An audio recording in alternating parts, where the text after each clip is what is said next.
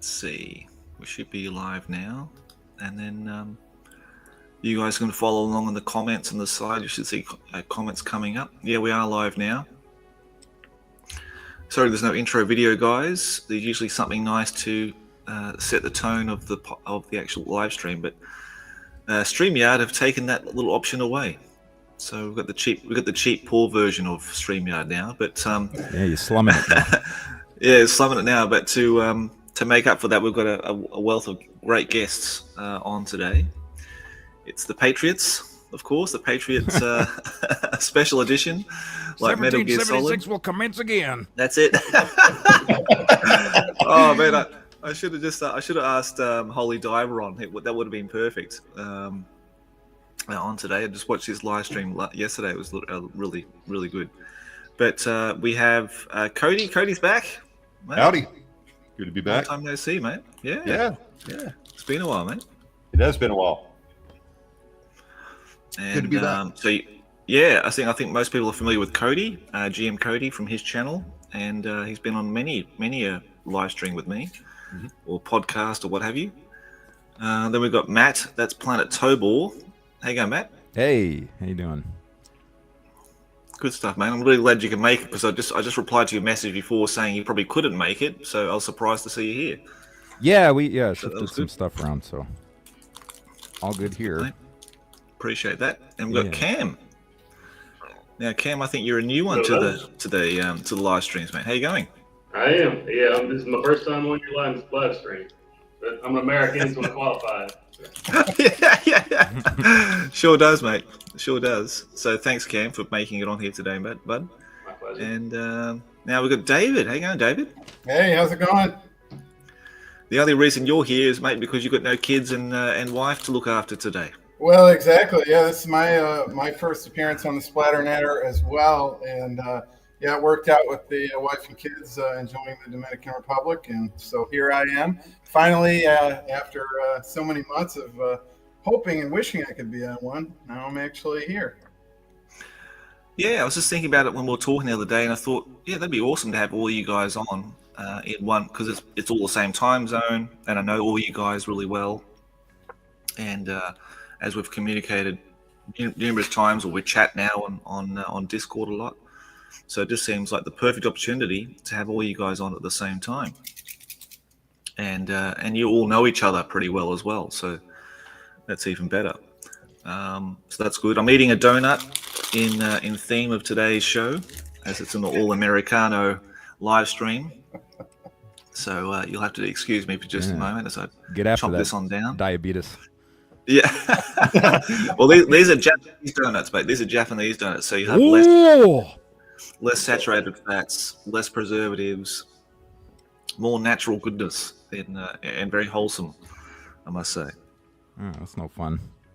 Yeah, I know. We don't get many American donut places here. Yeah, no Bakagaijin donuts for you. Yeah, no Bakagaijin. Yeah.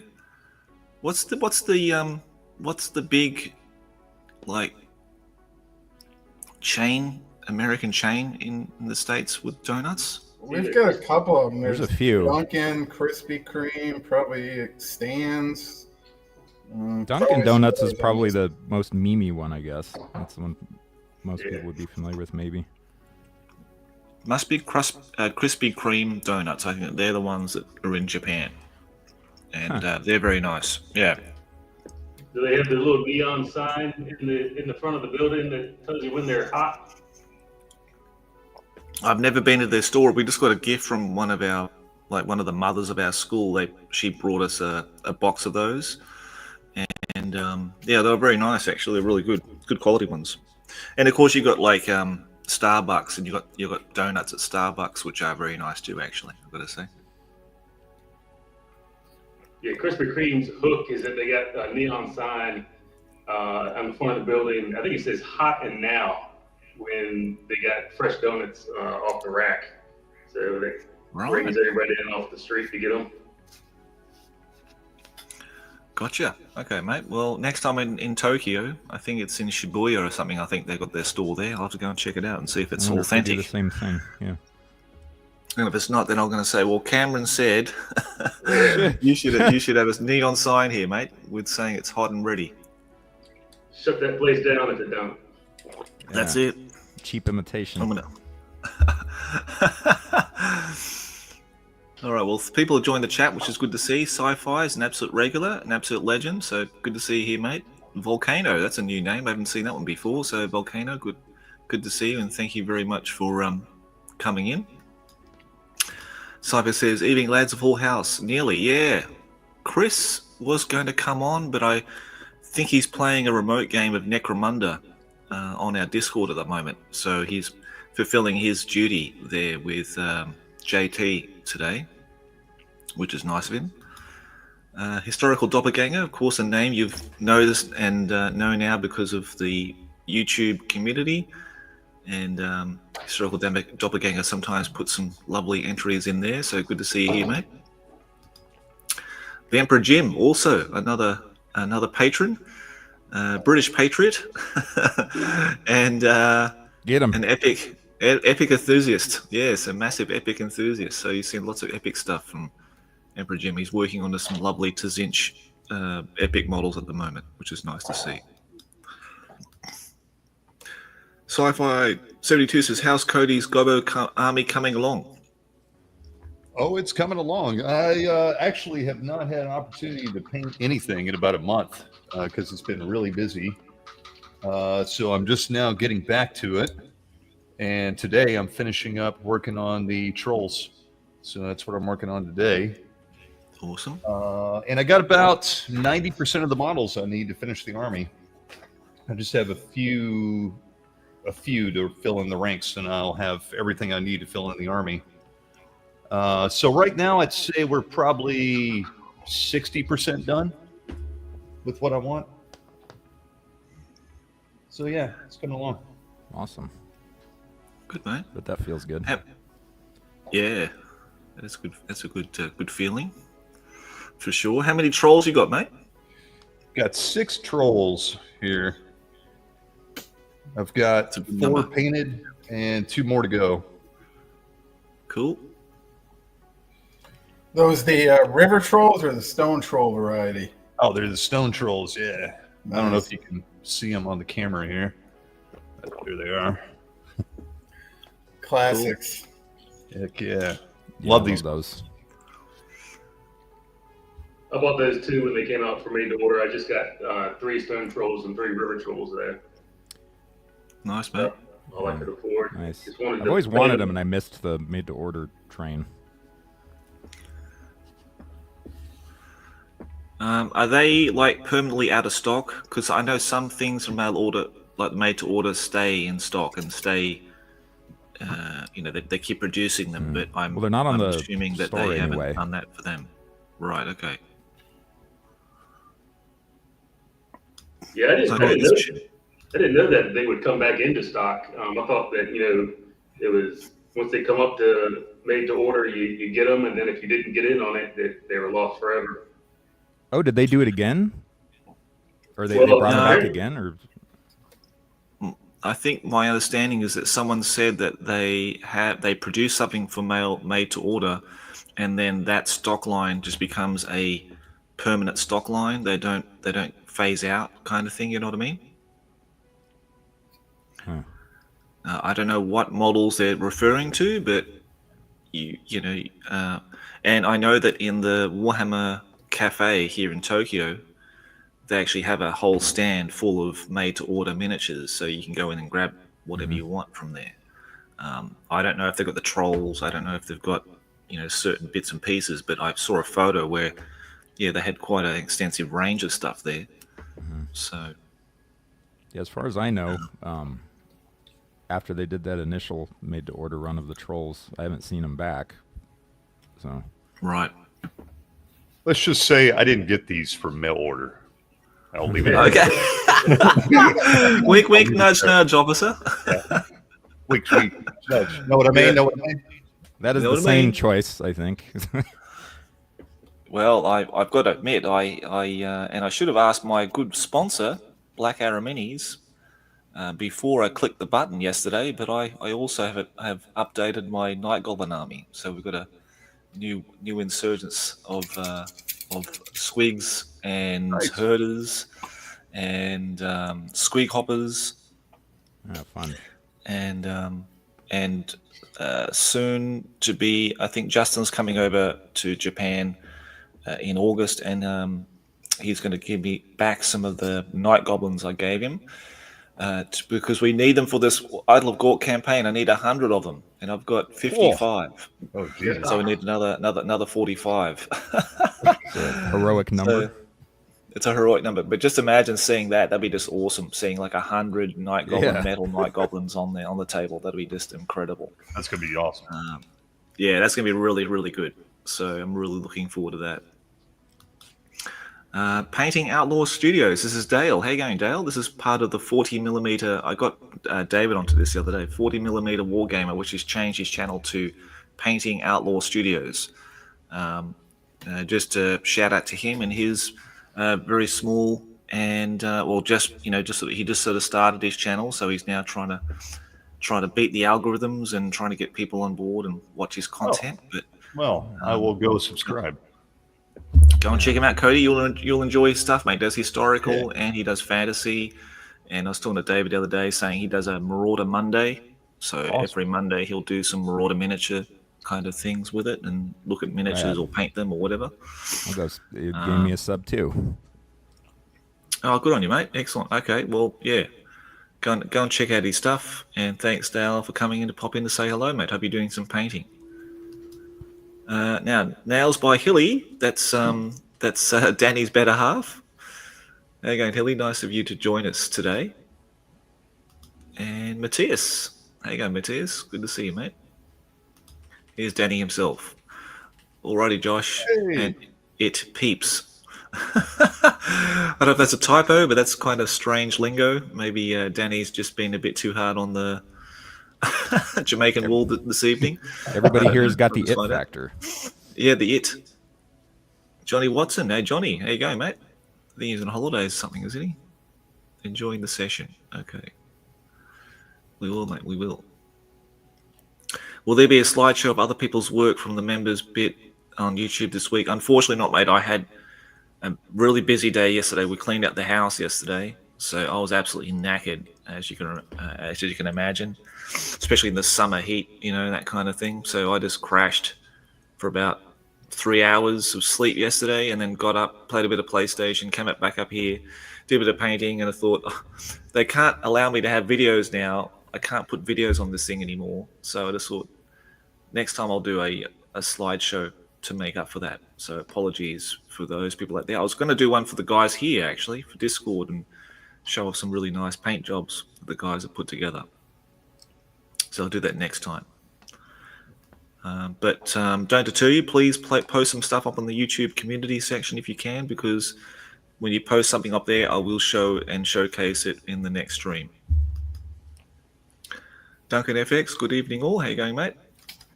And classic blue trolls. Nice. They certainly are. Okay, guys, that's all the comments. So I'm actually going to change my camera. I'm going to do some painting too, because it's about time. Well, if this allows me, it does allow me. Yes, it do. Okay, you can see my coffee cup now. But yeah, I'm going to do some painting with you guys today. For a change. I've got some of David's stuff here too, actually. Oh, nice. What are you working on? Just been doing your archers, mate. The cool. Outdoor archers, if you can see them there. Yeah, that looks great. Those are gorgeous. Just about to do all the metallics. I've got more to the stage. I'll do the metallics last. I know some people do metallics first. I do them last. So, got that. I've got my dwarfs. I've got my iron breakers out because I'm doing a glow up challenge for myself on a lot of my older minis that need a touch up. Oh man, that's an endless list for me. Yeah. Jeez. Got a lot of sins here, and I'm making more too as we speak.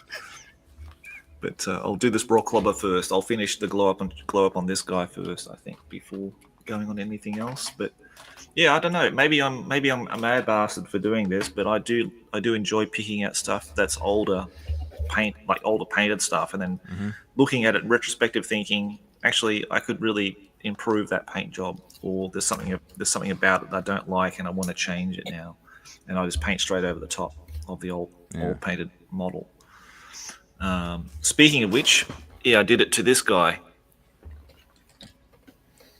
my Marauder Giant. So he's basically repainted. Cool. Nice. To the original color scheme. I did all the tats yesterday, so he'll be in the next video on Friday. Thank Gork, it's Friday video to showcase him. I've been thinking about doing that actually because I got a lot of these old orc models that my friend Jay painted back in the 90s, and they're okay. I mean, they were probably great back in 1990 or whenever he painted them, but like I want to keep them the way they are. But I've been like debating whether I'm gonna like kind of touch them up and do some more highlighting on them and stuff. I mean, they're cool, but like they're very, very just basic. You just laid down basically just base coats and didn't go any further on them, you know? Right. So I want to keep the original paint job, but I've been debating whether I'm going to like touch them up, maybe do just a little bit of highlighting and finishing on them to pop them out a little more. Okay. Yeah, that's an interesting concept because it's almost like you're going back to a Polaroid and drawing some stuff in, you know? Yeah. Yeah, for sure. I think I'm just mad. That's probably just what it is. That's why you never see new stuff. I'm always going back and redoing the old stuff. So, but no, I did that. I think last year or the year before with my Orc Goblins. I think it was last year. I just pulled out all the old stuff and went over it. But I'm really happy with my Night Goblins now. How they look, and the Orcs are almost 100%. I did the Azag the Slaughterer conversion. Did that last year. For Old Demon, so finish that off. So yeah, it's just basically getting to a point I'm really happy with it. I think that's because a lot of the stuff you paint to play, and sometimes quick. Like the Dwarf Army, I was just hurtling through that at 1,000,000 miles an hour, and a lot of that was painted during the evenings after work, and that makes a big difference. Painting from daylight to evening. So. And I did have my Mad Doc magnifying glasses. These things, as you get older, you need these bloody contraptions. Your third eye, as it were. I've got my super uncomfortable one. Yeah, that's a torture device. So you look like a Mad Doc, Orc, Pain Doc, or something like that with those things on. But I hope people in the chat are painting away with us today.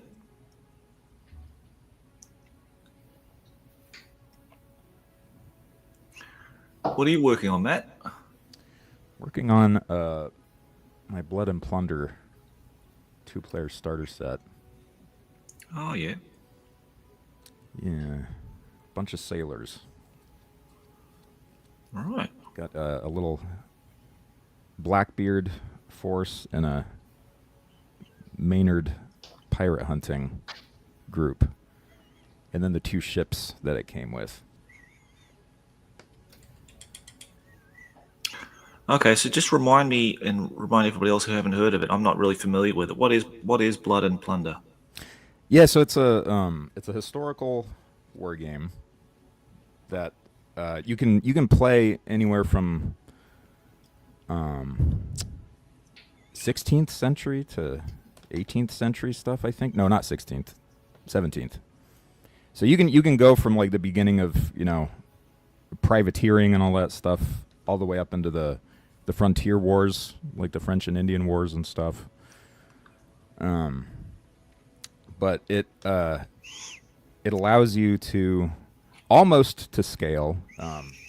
You can do amphibious battles or fully at sea battles, but with these big honking ships on the table, or just land battles as well.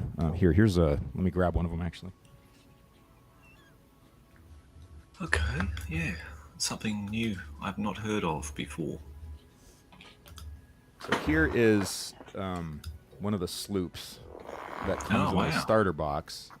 Obviously, Really? the main mast and everything isn't on there, but yeah, it's got a bunch of light cannons in there and stuff, and swivel guns that you can attach to it. So you can fully equip these things. And then, you got your little pirates in there and stuff. Right. But Wow. you've got like grappling and stuff, and ship versus ship boarding actions and stuff, and or you can do just straight land battles and stuff. So it's pretty cool. It's got a dizzying amount of factions in it. Lots of different native tribes you can do. You got all the Spanish and Dutch and French and English and buccaneering and privateering and all sorts of stuff. And it's runs the gamut of that whole chunk of history. So it's pretty neat. Right. Wow. Okay. I had no idea that it was like 28 mil scale, and you actually got 28 mil scale ships in it. Yeah, I mean these may be a little teeny tiny bit shrunk. Right. But it's close, and it looks cool when you got a full ship of guys in there and stuff. Yeah, you can take it all the way up to the War of Independence. Speaking of patriotism, so Yeah. Yeah, I've seen some sets of that Blood and Plunder stuff put together. I mean, it looks amazing to see all those ships and the guys running around on the decks. yeah, it's really appealing looking. Yeah, Yep. and yeah, you you got all your little weird tchotchkes on the ship too, like the cannons fit through the little gun ports and stuff. Oh, that's really neat. Yeah, it's funny. Yeah, it's cool. How does it come with a set of rules too, or is it just minis? Oh no, yeah, it's a whole game system. Okay. It's card-based activation as well, which is really interesting. So you've got tiers of experience as far as your troops go. It's like green, I think. Green, trained, veteran, and then some kind of elite thing. But whatever... You start out your turn, everybody draws a number of cards equivalent to how many units they have on the table. Okay. And on each card, and it's a normal playing deck too, so you can use this with any sort of playing cards. But the different suits correspond to different actions each category of troops can do, and then you play your card at the start of a turn from your hand, and that will dictate like who gets to activate a unit first. So you both do your activations and stuff, and so yeah, it's kind of interesting. It's got another sort of level of mechanics built into the initiative system and stuff, and then the game itself is a D10 system, so similar to Baron's War. Yep. Who makes it? Firelock Games. Oh, that's right. Yeah, and they have a few other offshoots, like reskinned, versions of this system. Like Blood and Crowns is 14th and 15th century medieval stuff. Yeah. Blood and Valor is a World War I version of the game. Right. I haven't played any of those yet. I've only, experimented with this one a little bit. I played a few demos at Adepticon as well, and it was just cool. I was like, oh, this is neat. Yeah. So we picked up the core box, and I'm trying to put together a demo set so I can run people through the game and everything, teach it to them, and see if there's any interest here locally. Do you activate your Good men in stuff, groups? Sorry, say again, Cam? Do you activate your guys in groups? Like, if they're close enough to each other, activate them in groups? Yeah, it is a skirmish level unit kind of game. So you've got anywhere from like 6 to 12 men per unit, and they have to stay in cohesion and stuff,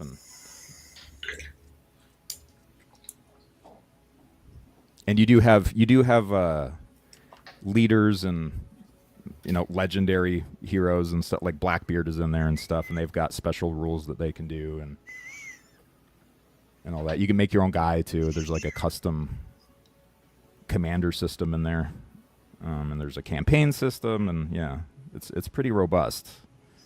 Do they make their own miniatures also, or are those Mark? They do make their own. Yeah, these are all from the 2-player starter box. These are all plastic. And they have their own ship models and stuff as well, and they're pretty cool. I have 2 of them here from the beginner box. And they get huge. They get massive. And I think most of their stuff now is some weird 3D printed hybrid plastic resin thing. They used to do metal, but they're starting to replace all that with this material. But they do have full-on just normal plastic kits, which is what all these guys are. They all come from what's called the Sailor kit. Yeah. When you're playing the ships, the ships don't really move all that much, do they? I mean, they can't, considering... No, it's full-on. Yeah, it's they have turn radiuses that they have, and compelled movement. Like you can't just like, depending on where your sails are at, and what direction the wind is at. It's never staying still really, unless you fully go oars or something. But it's pretty robust, and the wind can change turn to turn and everything. And I know you're familiar with Man of War, obviously. Yeah. So you are moving these things around a 4x6 or 4x8 board, and trying to broadside each other and stuff. And I was gonna say you must have to have like a pretty large stable if you want to do a lot of ship movement and combat. Yeah, and obviously this is a zoomed in. It's like a hybrid naval 28 mil skirmish kind of game, but you can have full sea battle scenarios, and then you get into the grappling and the boarding, and you're actually fighting with your 28 millimeter guys and trying to get them onto the other guy's ship and stuff. And you can do amphibious stuff where you're you can have dudes in a fort and cannon, and then the raiding ships just off the coast and stuff. And there's chances that ships can run aground and all kinds of things. And then you can have the full on just land battles, and you're just doing shot and melee weapons, and you can include artillery in that too. There's a bunch of different levels of artillery as well, that you can do either in sea or land. It's a pretty robust. They also have a system called Oak and Iron, and that's more like your Man of War level naval game, where it's really zoomed out and you're doing fleets of ships and stuff against each other. And then they also have skirmish level, right, where it's like Mordheim but with pirates. Ah.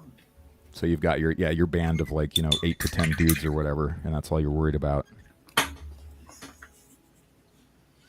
Yeah, I played a few rounds of Plunder at Historicon.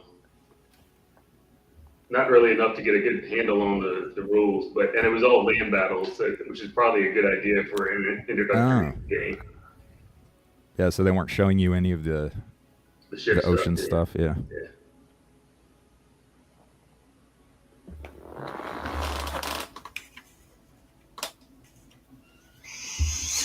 Now, I'm just going to go around and just ask everybody what they're working on. And we talked about Cody's trolls, but I'll get Cody to show in a solo layout. It's very technical here. What you're working on, mate? Yeah, so I've been working on the same thing I've been working on for about 3 months now, which is this classic Orc and Goblins army. I don't have everything laid out here. It's all packed away, but it's a mix of 80s and 90s models mixed with some modern stuff, like from Celtic Miniatures. I've got some 3D print stuff, like the Boar Boys and things like that. I really like Celtic Minis. I do too. Yeah, they're really good. And they've treated me really well as well. Nice. So yeah, that's what I've been working on. I've been working on that Orcs and Goblins army. Yeah. And I'm just getting back to painting on this. It's been a while since I've been able to get any painting done. This is actually the first painting I've done in about a month. But it's coming along. And we've got, I started a new Warhammer in-person group a few months ago, and everybody's been kind of slowly getting back into playing Warhammer. These are people that have either used to play Warhammer and hadn't played in a while, or had stuff laying around and are getting back into it. So it's all pretty much old players for the most part. We have one guy that's never played before that just joined the group. He's a young guy.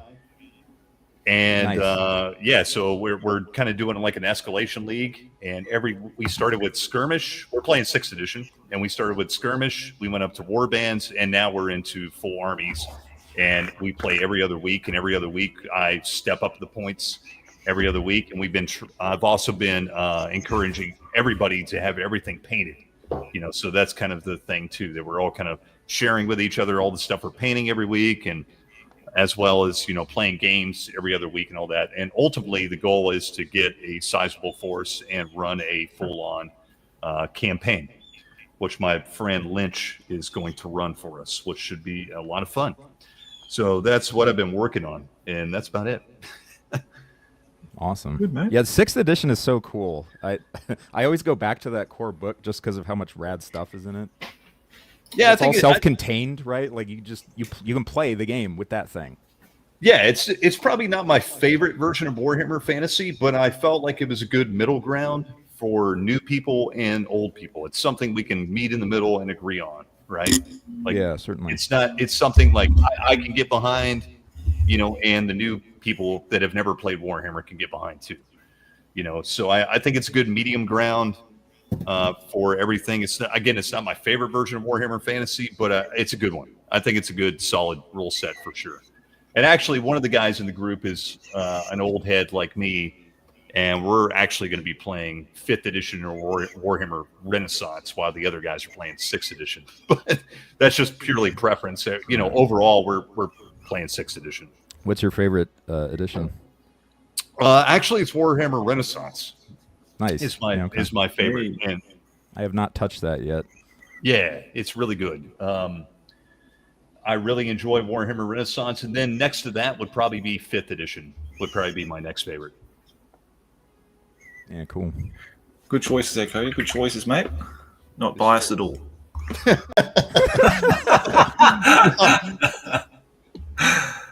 All right, so Mr. Cameron, now someone said that are you the Man of War guy? Yes. I invented Go it. to space. Yeah. Yeah, I gotta say, your Man of War War. video has become like comfort food to me on occasion. I'm just I'll watch his Man of War video again. Brilliant. Absolutely brilliant, man. That's good. Pump them numbers up. Yeah. What?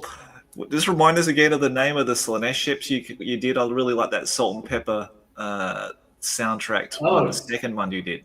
Gosh, I can't even remember the names now. The hell ship I named the Prince's Dalliance. I named one the Filthy Oar. Nice. It's got the French disease. Love it. Yeah. I love it. And I was like, when I painted the death galleys, now the death galleys aren't in the video because I just finished painting them just now. One of them I named Tilia's Tank, as a nod to Big Small Worlds. Nice. Yeah. Nice. Yeah. Yeah, I am working on.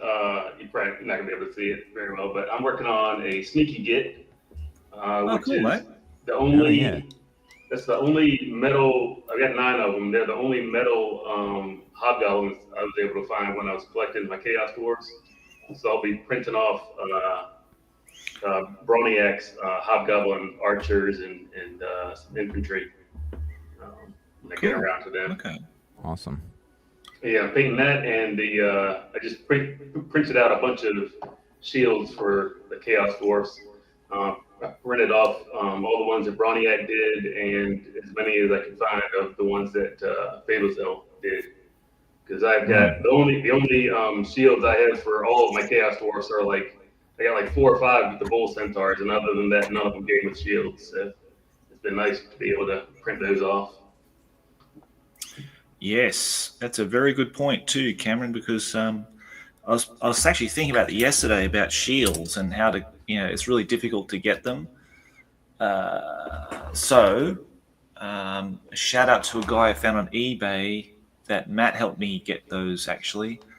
I'm going to find his webpage. So if you're looking for shields, because most people who buy secondhand miniatures don't get the shields with them unless you're incredibly lucky.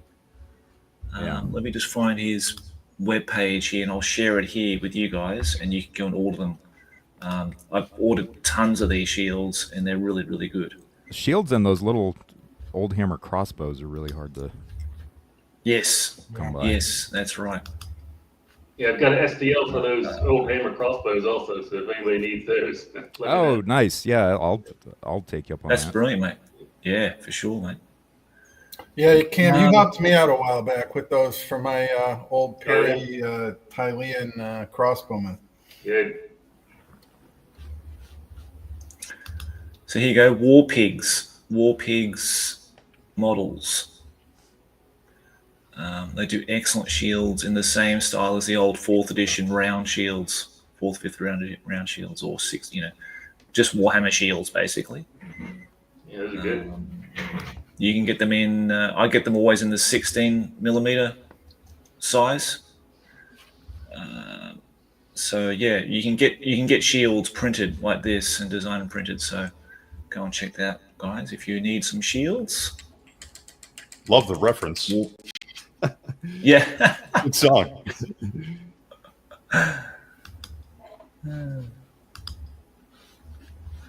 Okay, and David, you said before, mate, you're working on something. What are you working on, buddy? Yeah, so I've got here the Dark Elf General on Cold One.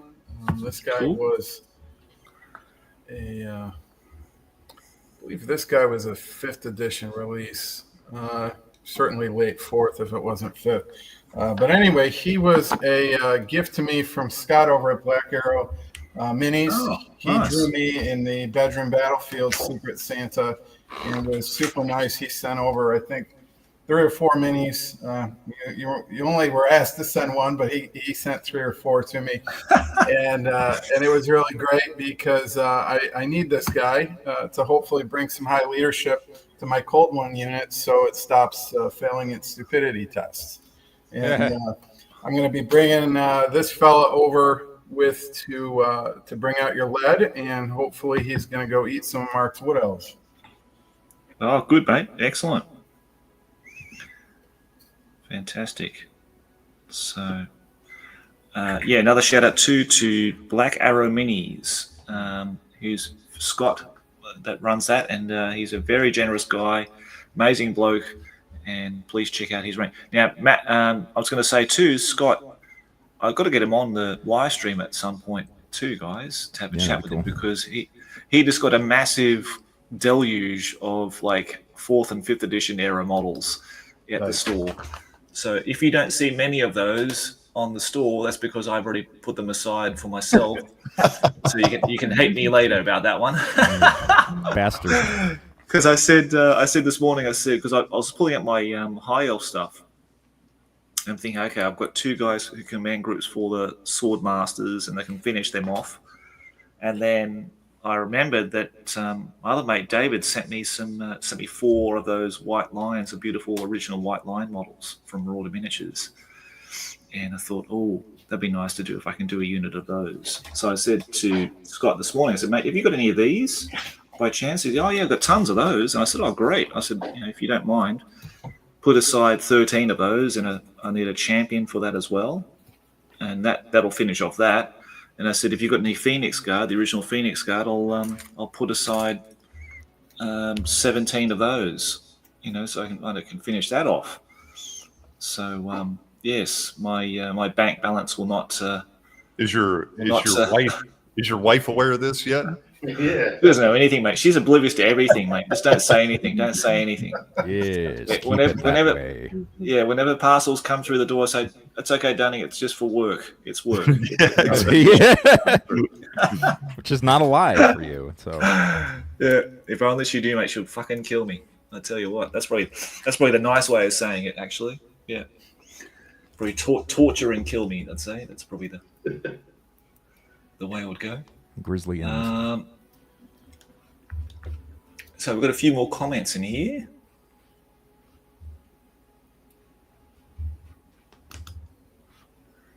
So Dale says, thanks for the shout out. Just chilling out at the moment. Just mulling on what to put onto the channel tomorrow. Maybe some extremely rare minis. Well, that'd be good to see, mate. Well, tomorrow's Monday. It's Marauder Monday, mate. So Marauder miniatures it is. And Spurious, ahoy. There you go, mate. Good to see you here. Now, another good Patriot and American friend of mine and eavylead customer, James. How you going, James? Good to see you, mate. I think you need to get some Skaven, buddy. Yeah. Well, James is the person who bought my Skaven army in the unpleasantness of last year. And so he's the benefactor of a wonderful Skaven army. I'll probably need to rebuild it. I think I was talking to David about that the other day. He asked me what army I'd be interested in doing next. And I think it was a toss-up between Undead and Skaven, but I think Skaven are kind of my mad, crazy, warpstone sniffing rat man that just do all this crazy stuff, crazy magic. Yeah. Everything explodes, and just cool contraptions and everything. I really like how they play. Yeah, So I think I've been having a lot of fun with them in Mega Hammer stuff. Yeah, of course, yeah. Yeah, we need And to my talk friend about Tom Mega just Hammer gave me a more. crap load of his brother had a bunch of them, and he found them in storage, and he sent them to me. So Oh, that's even more awesome, now mate. that I got to do. Yeah. Brilliant. That's fantastic. Well, I do have some, but they're only for advanced hero quests. I didn't look at rebuilding an army. It's just too much, mate. I just couldn't do it now. There are a lot of them, yeah.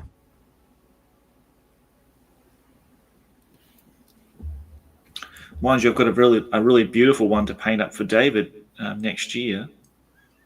So when we get maybe that'll scratch some of the itch for you, Josh. Yeah, mate. Yeah, there's a lot of rats in there. sure is, mate. Hey, Josh, question. Do you do commissions for banners? I can, yeah. It just depending what it is, mate, what you want, and if it's like a custom banner or based on like the old regiments and stuff like that. So let me know, mate. What kind of banners were you after? I need some banners for my orcs and goblins, and I'm terrible at painting banners. And I thought of you because you're excellent at it. So Right. I wouldn't be too picky about it. So we can discuss it after whatever, but Yeah. yeah, I didn't know if you actually took commissions for that sort of thing or what. I did it for a guy in the States, another guy, and he wanted some dwarf banners, and he wanted some custom made ones for the Dragon Company, like the old Regiments of Renown guys. Yeah.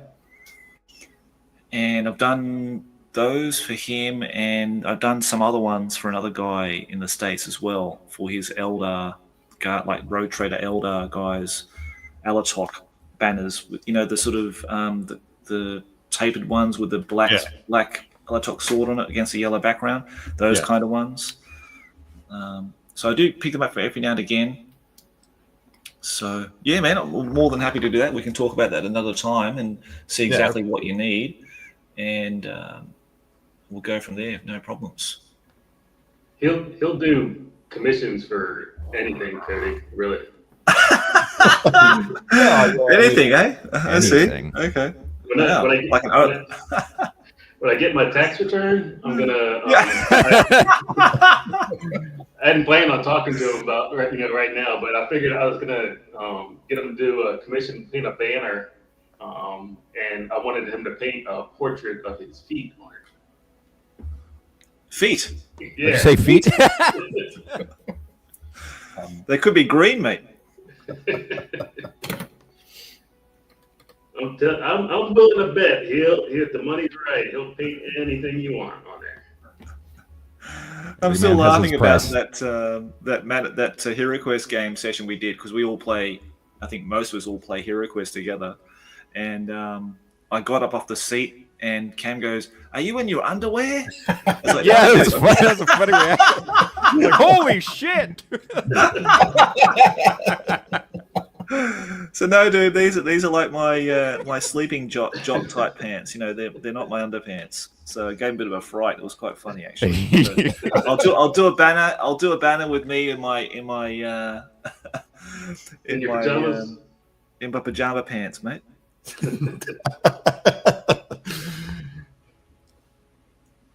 Actually, they're pretty good pajama pants. They've survived many years and many washings. I think who the hell I got them in Australia. What's the name of the brand again? It's like a really famous Australian clothing brand. Anyhow, the clothes I bought there are still surviving today. Would you believe? So there you go. Testament to good clothing, mate. Good New Aussie sponsor. clothing. Yeah.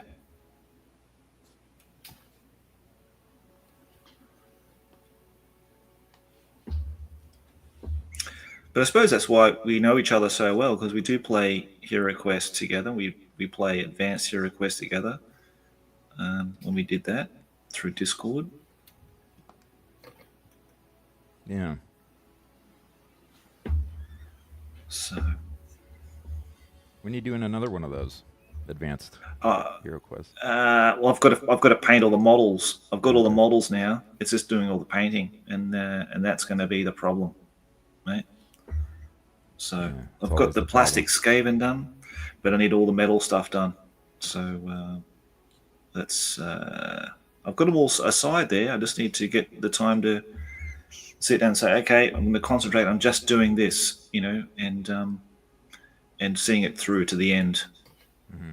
But for now, Warhammer Fantasy has sort of taken dominance this year, mate. So we've got to get the Idle Gork campaign up and running. That's huge. I'm looking forward to that. Even though I'm not really a fantasy guy, I never played it, but I'm looking forward to all the videos, the bat raps. Yeah, me too, mate. Be fun making that. And I'm hoping to do it so that I have two people playing it and I just concentrate on filming it. I'd really, really enjoy doing that if that's at all possible. And as there are different generals for each battle, like, you know, you have like, I think Odd gets in the first one and to snatch, and then you have like another type of general. Like, there's always a different person in each battle. So even if you have two different people playing each game, that'll be fun too. You know what I mean? Yeah. I think that'll work out really well too. So yeah, that's what I'm going to try to work towards doing, and that's pretty much my focus at the moment. It's just like getting all the stuff, all the minis for it ready to paint and do that. So I think Advanced Hero Quest maybe next year, mate. Sorry. Yeah, I think you have to collect, what is it, 4 rock lobbers for the final battle in 29th Panther? Yeah, well, 29th Panther, thanks to another patron, Paul, he's sending me 12 as a commission. Oh, and excellent. then I just need the other 8, mate. So I've just asked Scott at Black Arrow. He's got maybe 6. So I may need to procure another 2 from somewhere. Yeah, I've gotten a lot of cool stuff from Black Arrow. Yeah, mate. Oh, yeah, like I said, I've got to have him on. He's been on the podcast, and that's when I first got to meet him. He's a really nice guy. So I'll get him on the live stream with us at another time, life permitting. He just moved into a new house, I think, or they bought a house or something. Maybe not new, but they bought a house, from my understanding. So that's a bit of a upheaval. Mm. He's got to move all these minis too. I mean, that would have been a big project. Yeah. Yeah, I hope I never have to move, because I don't want to have to pack everything up and Me too, man. Jeez. take the chance of things getting lost or destroyed or crushed. Yeah. Yeah, I've certainly done that several times. Yeah, mate, you have, haven't you?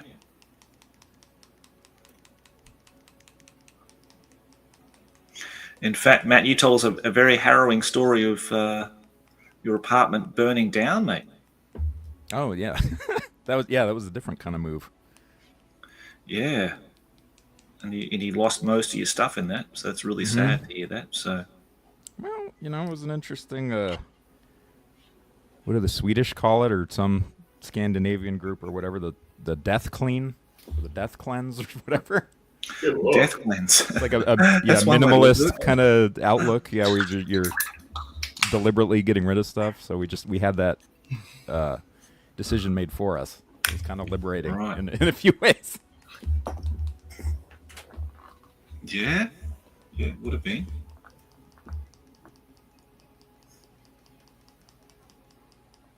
Okay, that's one rock lobber done. I'm happy about that. Put that back in the cabinet. Actually, no, I think maybe the wheels need a bit more extra touch up. Never ending. Yeah. I would have saved your minis if your apartment burned down in my town, Matt. Just, Yeah, lost a bunch of cool stuff.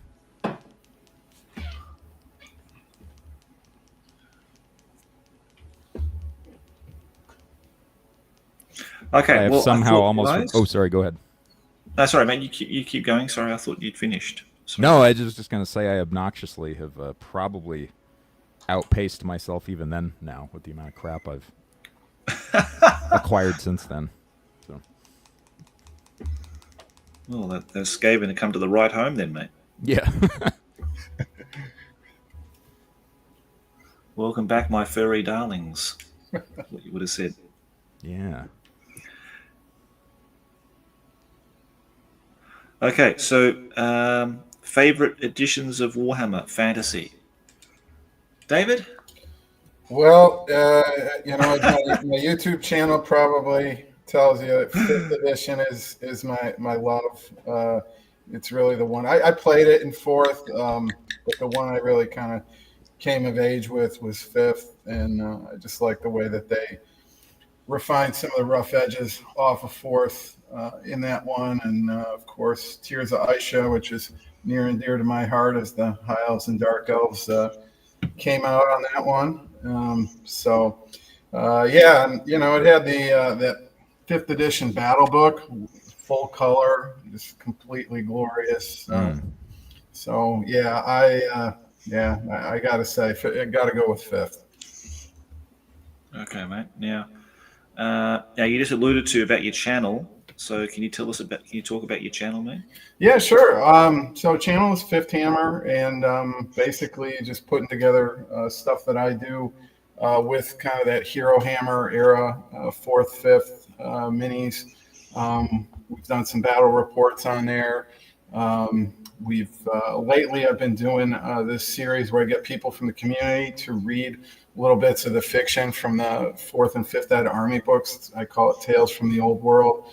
We just had Callum reading a story about Nagash, which I think he did a great job with.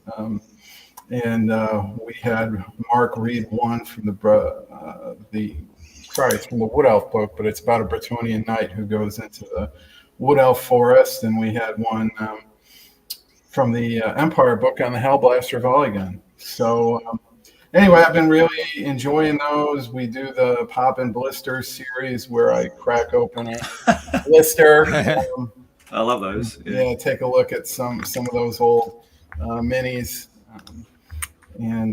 So it's just kind of a place. I really started it just to kind of document what I was doing in a hobby, and kind of has gone on to take on a life of its own. But it's a lot of fun, and I like working with other people in the community on stuff when and where I can. It's been a really great experience for me. So, yeah, if you're into 5th edition Warhammer, Herohammer era stuff, definitely feel free to go take a look. What's the name of the channel, David? It's 5th Hammer, so the number 5 TH and then Hammer. Yeah, I'm already subscribed. Oh, cool. So, It's a great channel, dude. I love it. yeah, Cody. Well, I love yours, man. I know you've been busy, but it's always a thrill when I see a new one from you. Thank you. So there you go, Fifth Hammer. That's David's channel, all about 5th edition Warhammer and stories and lore and popping blisters, which is probably my favorite series, actually. And apart from that, some wonderful battle reports that David did early on, and workbench stuff, updates for Call of the Crown. Now, David's actually he's now the owner of Call of the Crown. Basically, he runs it, and a caretaker. Caretaker, yeah. Yes. You can have it, mate. You can have it. High steward. But yeah, so Call of the Crown is coming back, isn't it, mate? When's it coming back again? Yeah, so we officially kick off again in October, but if you check the Call of the Crown sub on the Discord in September, there's probably going to be a lot of activity. People will be posting pictures of what they're going to paint, talking about the challenge, all that. So early September probably be a good time to check in. And obviously, we're looking forward to doing it again. Had a great turnout last time. There's some videos showcasing what people did in the challenge on the channel if you want to check that out. But it's just a great way to kind of keep yourself motivated if you're like me. Painting's kind of the easy thing to put off doing when you're busy with life. And so having a little challenge, you got to get something done by the end of the month, kind of gives you the kick in the pants that you need to get down to the painting table a couple nights a week and make some progress on that.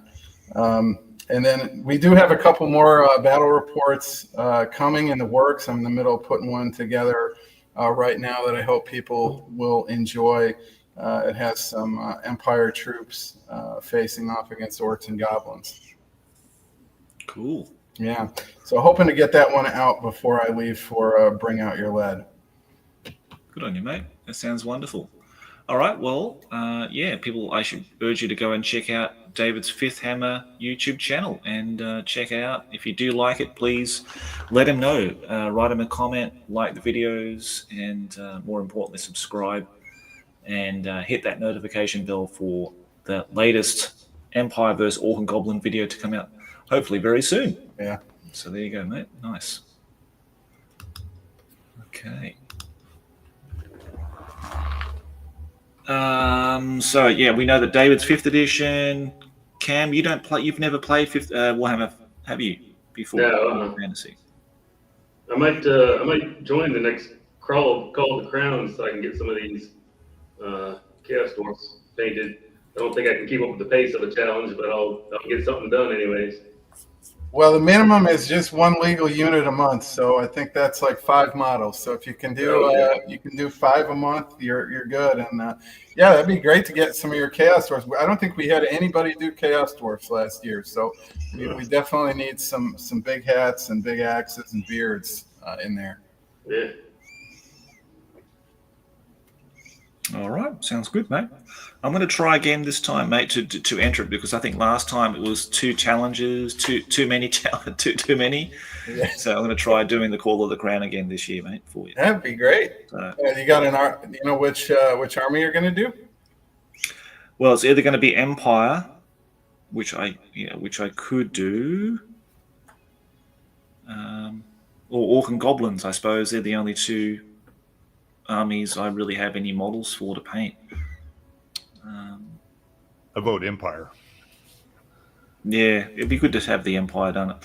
I don't know how much. Yeah. Like, let's see how we go.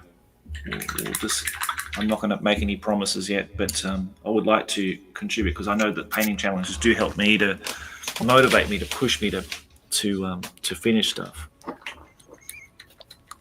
Well, you're always welcome back, Josh. Yeah, mate. I've tried and I've failed many of painting challenge, but I've completed 2 in my short career of entering these things.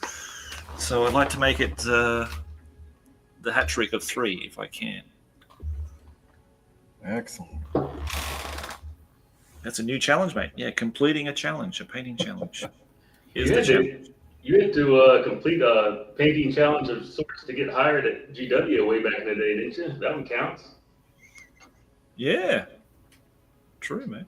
That's a great point. Yeah. So, Josh, what's your favorite memory from speaking back in the days when you were at GW? Do you have like a favorite memory or something from the days you were working in the stores? Let's see. Can't say the day you left. Yeah. No, I'm kind of regretting I did leave. Actually, I should have kept at it and just. I don't know exactly why I left. I think it was because of just homesickness, or I wasn't really looking after myself at those times because You were pretty young, right? I was pretty young. I was. I never lived away from home, so I didn't know a lot of stuff, and I had no support, as in people in the UK, to say, there was no one to stay with or live with or anything like that. You know what I mean? So everything I had to do myself, and I don't remember going to the supermarket like ever, like once. I think I went to the supermarket. You know what I mean? So it was basically eating fast food every day, eating stuff out of the lunch truck, because I didn't have a car, I couldn't get around, and I just wasn't streetwise enough about certain things. And the group of people I was living with, they had like a drug dealer downstairs, and they were all on dope, like all smoking hash, like from 24/7, playing, and. Yeah, if things had been different, and if I moved down to like, there's another group of guys from the White Dwarf team living down in the same area, just living down the road. If I moved in with them, it probably would have worked out really well, because that's all I needed, is just to live with the guys who work there, and it would have been perfect. But that just wasn't the case. So.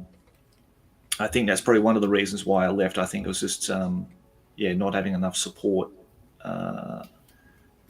there at the time. But I think that my favorite memory that one stays with me the whole time is like actually going to the studio for the first time and meeting everybody there and doing the induction, because they take you around to meet everybody in the studio. So that was my favorite memory, I think, of working at GW. Meeting up with Jez Goodwin and Mike McVeigh and some of the, like Wayne England, he's a great guy too, and seeing Dave Taylor working on the Idle of Gork campaign, the Idle of Gork cover. He was painting that at the time when I did my induction. Wow! So to see the actual size of that thing when he was painting it and how he was doing it and the color and everything about it was just beautiful. So yeah, really, really nice. So yeah, those kind of memories are sort of imprinted on my mind. So yeah, that was really, really a fantastic time, I think. And then seeing all the cabinets full of miniatures, it was absolutely huge. That cabinet they had there, it was the entire length of the mezzanine floor. Full of painted miniatures from the studio. So it was pretty impressive. Yeah. So those kind of things probably, mate, would be my, kind of long-lasted memories. Everything else is kind of a haze. Pretty much like. Like when you were there, did you actually play any games in the studio with the guys, or? I did play one. I did play one game, and it was a good one, because I had a dwarf army at the time, which I bought off an old store manager, which, interestingly enough, the miniatures painted, for the miniatures I bought that were painted, because everything was painted professionally, right? And even some of the miniatures were painted by one of the Heavy Metal staff there, Dave Perry. He painted some of that unit as well. Cool. Yeah. So I got to play that, and I played against someone else. I can't remember who it was, but then. The coolest thing was that I got to borrow some of the miniatures out of the cabinet, like out of the Heavy Metal. Yeah, that's what I was going to ask. Yeah. And then Rick Priestley came up and looked at us play and said, what size game are you playing? And I think we said 1,500 points or something. He said, that's a pretty big game then. Like, he thought 15. I think we might have been playing 2,000 points or something, but for him that was a big game. And so Rick was standing there watching us playing for a while, and I was making all kinds of mistakes. As I don't know what the hell I was doing. I had very little experience playing the game, to be honest. And but yeah, that's the only game I got to play, mate, when I was there. Unfortunately, I wish I played a lot more. I wish I just grabbed everything. I wish I just said, "Can I play with this undead army, or can I play the Skaven army, or something like that out of the cabinet?" That'd have been awesome to do. Did they let you do that? So I guess they just let you grab whatever you wanted out of the cabinet if you needed it. Yeah, I can't remember. Maybe I took a wizard or something out of the cabinet and used a wizard with my dwarf army or something like that at the time. Or there was something I needed that to make the legal army list or something like that. So that was 4th edition. That was during the 4th edition era. What year was that when you were working there? 95. 95. I was working there. It was basically when I was working there, it was the end of the 4th edition cycle. So we were painting the 4th edition Wood Elf book. So all those models came out from Gary Morley and Ali Morrison and all those models. So that was pretty cool to see, like Orion painted up. Torben did that one. That was really nice. And then Chaos was done as well. Chaos, the Codex, was done at the same time in the studio. Nice. So what did you contribute when you were painting over there? So basically, at the beginning, I was asked to do sort of like menial stuff. Like they said, okay, we need like command groups for these units in the studio collection, and we need certain character types, or they wanted me to do like conversions for things like the Dark Elves. There's like a crossbowman unit, and they wanted like a distinctive looking champion. So I'd go into the bits box and just grab some stuff and cut the head. I cut the head off that guy that David's got, that Cold One rider champion dude. Cut his head off, stuck it on a crossbowman head, body kind of thing, and did that kind of stuff, and just to make them very distinguishable from the other models. So I remember doing that to begin with, and making movement trays, because at that stage I don't think they had movement trays. Oh, really? For a lot of the armies, yeah. So they want movement trays. So I had to go and see Jervis and work out what he wanted and what regiments he wanted movement trays for, and all this kind of stuff. So I did a lot of that, and then I remember doing some Orc and Goblin stuff too, painting up some squigs and squig herders, I think. Yeah. For their collection. I think there's a photograph in one of the White Dwarves where you actually see those in it after I left, actually. And I did that's probably the biggest one was the 5th edition lizardmen stuff I painted before I left. That's probably why I left. I painted lizardmen. I thought these hideous sluts of Slam, they're absolutely horrible. Like, what the hell are they doing? Like, we went from the beautiful 4th edition Renaissance period into 5th edition with these disgusting looking lizardmen. And the Bretonians are beautiful. The Bretonian molds are just amazing. Like the Harrys did a beautiful job on those. Yeah, that was my first starter box. Just that box. Yep. All right. That was mine too. You're making me feel very old, guys. You're probably about 10 years old when you pick those sets up, and I was like 21 or something. Yeah, 11 maybe. So, I was 11. Yeah. I was 14. Right. Yeah, I got it for my 11th birthday. Yeah, cool. We immediately started throwing the whippy sticks at each other.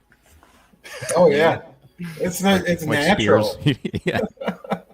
My son picked one up the other day and found it and started swinging around like a sword. I think it's something in our DNA or something. Primal, yeah. Exactly. I just remember getting that box set, and immediately me and my friend Andrew went home and were like furiously gluing together the miniatures haphazardly because we wanted to play a game that evening. and we got Yeah, of everything course. together somehow. And we were playing a game on like a beach towel, like a green beach towel with books under it, and cardboard boxes laid out, and that was Nice. That's great. that was I love my it. first game of Warhammer Fantasy. You know? Awesome. Nice. The fact that you found a green beach towel is something really amazing, I think. Yeah. Yeah, we went outside in the grass, and that was the. There you go. I was like, well, they're lizardmen, so these look like big overgrown whatever. Yeah. I say that every time I see a gecko running around our garden, it must be like the lizardmen spies or something coming Yeah. to Little intercept skink. or- Yeah, it's a little skink scout. Yeah, little skink scout.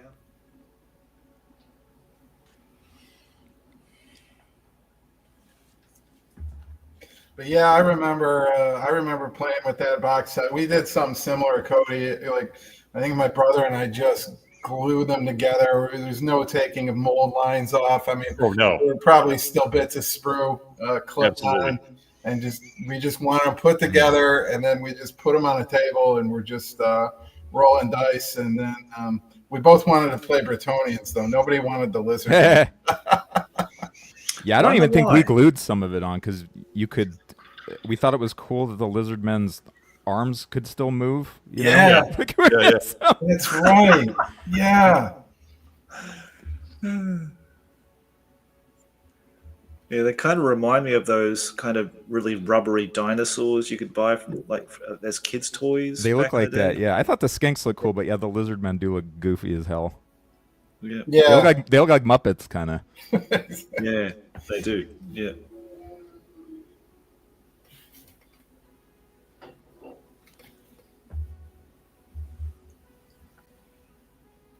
Yeah, I remember trading the lizardmen to my my friend's brother. He had a fully painted beastman army, and Nice. he got his ass kicked every time he played with that beastman army. So he saw I had the starter box, and he's like, "Hey man, I'll trade you 1-to-1 for your lizardmen for my beastmen."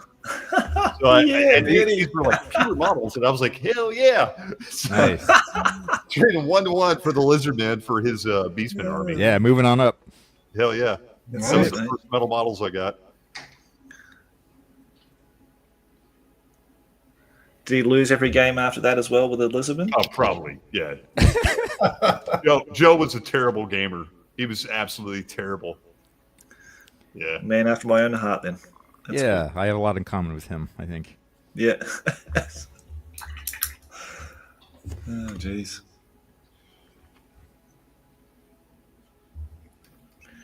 Yeah, well, that's the deal of the century there, Cody. That's for sure, mate. Yeah, I don't know where they are now.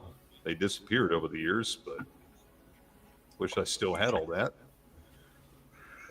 And here I was thinking you had to sell up the lizardmen, saying, "Yeah, they're really cool. They're much better than beastmen, mate. Like you won't regret this one. You won't regret this trade." These are like beastmen, but look, they have scales Yeah. and stuff. And surprisingly, only one wound. You get a discount, 1 wound instead of 2. Much better.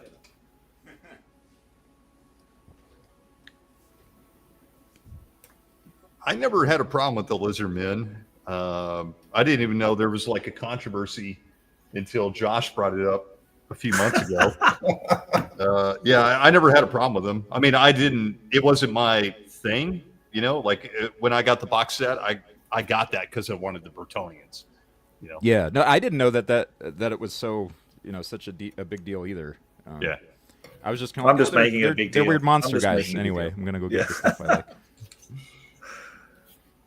It's just me. I'm just taking the piss out of them.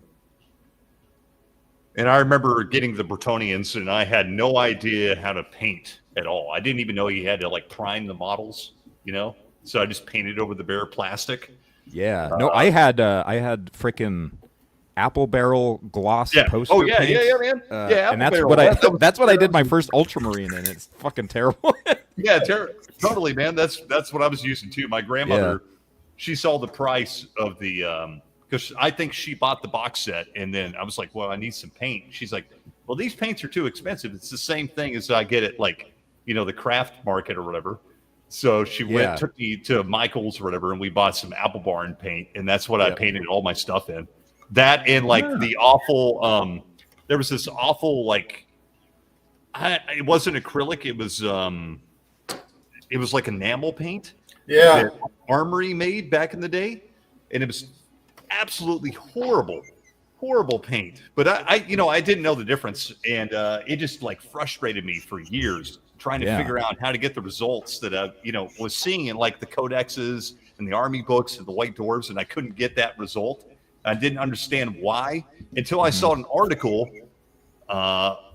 I think it was who was it? Somebody did this article about painting skeletons, and they actually showed you the whole process about priming your miniatures and like the whole step up of highlighting and all that stuff. And that's when I finally got the first basic mechanics of how to paint miniatures. But before that, I had no clue. It took me years to figure that shit out, because there was nobody to show me or tell me what to do, really. Yeah, you couldn't watch a YouTube video or something. Yeah. I thought you were supposed to paint them like you draw a comic book or something. Right. Yeah. Like I was like, okay, all those little dark spots on it, they drew that in. I mean, sometimes they would, with the black lining and stuff. But it's like I thought the whole process was kind of like that.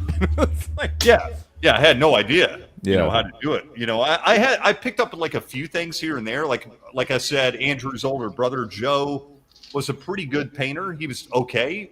We thought he was really good at the time. And he kind of showed me a little bit of stuff, but he didn't show me like how to clean the models or how he didn't tell me anything about priming them or anything. I think he just assumed I would know. And so between like White Dwarf and there was a game store here. It's still open called the Game Keep. And there was an older guy that ran the store, Karl, which he sadly passed away recently. But I was playing a game of Warhammer there with my shitty painted Bretonnians and all that. And he was like, hey, we give painting classes here if you want to do this. I noticed something about you.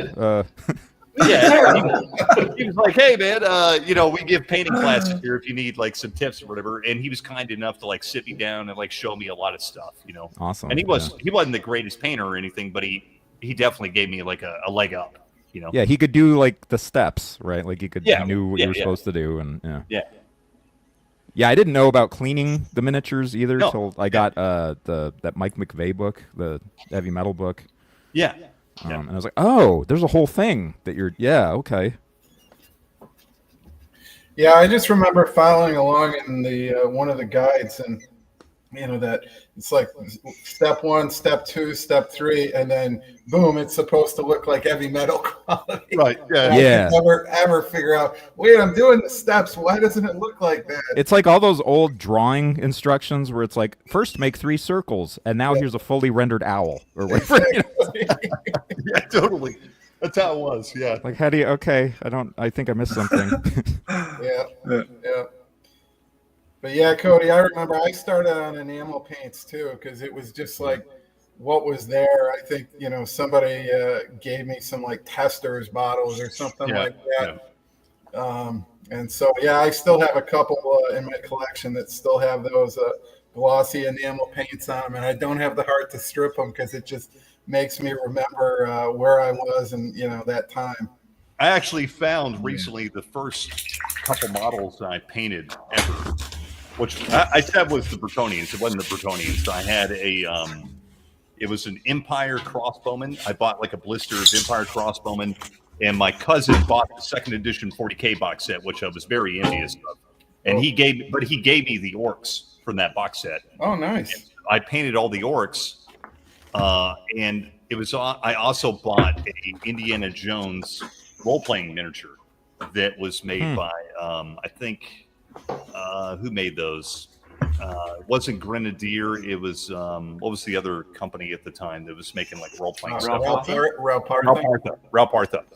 So, anyways, those were like the first 3 miniatures I had, and somehow I found those recently, and I have them in the other room. I'm going to dig them out because they're terrible. Absolutely. But I was so happy I found those because it like showed me my progress. From the time I was like 9 years old to now. Yeah. It's kind of cool to see that. Like, that I've actually like improved over this number of years, and it was a long process. Like, like somebody said on here, there wasn't YouTube videos. There wasn't any of that. We just had this vague idea from seeing like really obscure articles that didn't really give you any good information from like White Dwarf, or you might, if you were lucky, find somebody that could show you some stuff. And that was it's all very esoteric and weird. Yeah.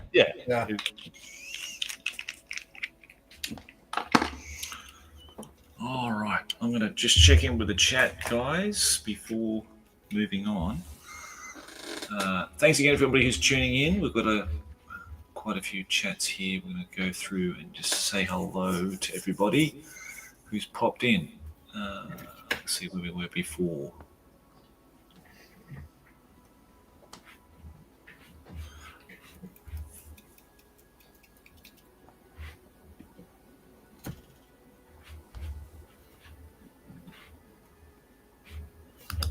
Oh, Kim Nix is saying hello. How you going, Kim Nix? And Matt W. My goblin brother in arms is here as well. That's nice. Mr. Knight. Oh no, Splatter Natter just after I finish painting for the night. Have a great session, gentlemen. Thank you very much, mate. Appreciate it. You can watch the restream. Adfmac. Brooding Beast produce a good range of shields and weapons with 28 millimeter miniatures. Their crossbows are excellent, better than the original Citadel plastics. There you go. They're out of the UK. That's true, yeah. Essex miniatures, good for weapons also. Danny says, if I can click on this thing, when I finally get around to fantasy, it's got to be Chaos Dwarves first, then Undead. Nagash is a must-have for me, and then High Elves. Well, there you go, mate. Good stuff. Looking forward to it. I haven't seen Danny in a while. Yeah, he's been pretty busy, it looks like. He's got 2 jobs and looking after the family, and I think he's trying to... He just recently put a video out on doing a restoration on some Rogue Trader Terminators on his channel, cool. Nostalgia Hobbies. Yeah, so you can check that out, mate. I wonder if he's already got a collection of Chaos Dwarfs. I'd like to see that if he does. Yeah, I hope so for him. Yeah. It's a good investment. There's a great trailer for Lizardmen expansion for Total War Warhammer 2. 2 maybe. That was a good skit for the scene from Predator when the Marines open up on the jungle with crazy Skaven guns. Sounds like someone was taking some ayahuasca or something at that time when they created that mind-bending opening which is fitting for the Lizardmen, because I think the person who invented those was definitely on ayahuasca. Deep in good Nigel medicine. Stillman. Yeah, deep in the jungle, smoking the local weed. I'll start up a Lizardmen army. That's a good idea. Okay, I'm painting the last couple of units for my Orc and Goblin fantasy army, splitting them up into 3 groups of 10 double-handed weapons, 8 with shields and 5 with banners, or shaman staffs. Very good. Chief Indian, I haven't heard of you, mate, before, so thanks very much for joining us and saying hello. After that, then it's a few trolls and everything is done. Well, good luck on your quest. May Gork be with you. I'm sculpting these red Corsair conversions. Okay, well, Kim Nix, good luck with that. No painting for me today. Been digging through tons of figure cases to find certain miniatures for a project. Lots of distracting. How the hell did I end up with all of those bits along the way? Yeah, mate, that certainly is part and parcel with the hobby. Tom at Dwarven Mustache saying hello. Maybe third Ed is going to be the question of like who's what your favorite Warhammer fantasy. We haven't asked you yet, Matt. Is it 3rd edition? Oh, Yeah, like I said before, I do like 6th a lot. Now, bear in mind, I have never, stressed these systems a whole lot. Like, I haven't played too many games in any one of them. I've only, like, over the past maybe 8 years or so. Started to be able to play a lot more than I used to be able to when I was a kid. Just lack of opponents and stuff. But yeah, I have fond memories of 6th, 5th, which is the rule set that I started with. But lately, I've been going back and playing a lot of the older stuff. So I ran a session for a buddy using 1st edition. So we were doing, hybrid RPG and battle kind of stuff with it. And then 3rd is what we've been using in Mega Hammer, and that's what's been kind of really getting me going lately is 3rd edition, using the Mighty Empires with it and Fantasy Roleplay 1st edition all kind of socketed together. But 3rd has been a lot of fun. I've been enjoying that one quite a bit. So I would have to maybe say 3rd and 6th are where it's kind of at for me. I've never played 4th. All right. Okay. So I would like to play 4th at some point. Yeah, it's a classic edition, mate. And then 2nd edition 40K is what I like a whole bunch. And I've been experimenting a little bit with Rogue Trader that I wasn't exposed to as a kid. Yeah, that's good praise there from Cody, the Harlequin Master. The Death Gesture. Sure.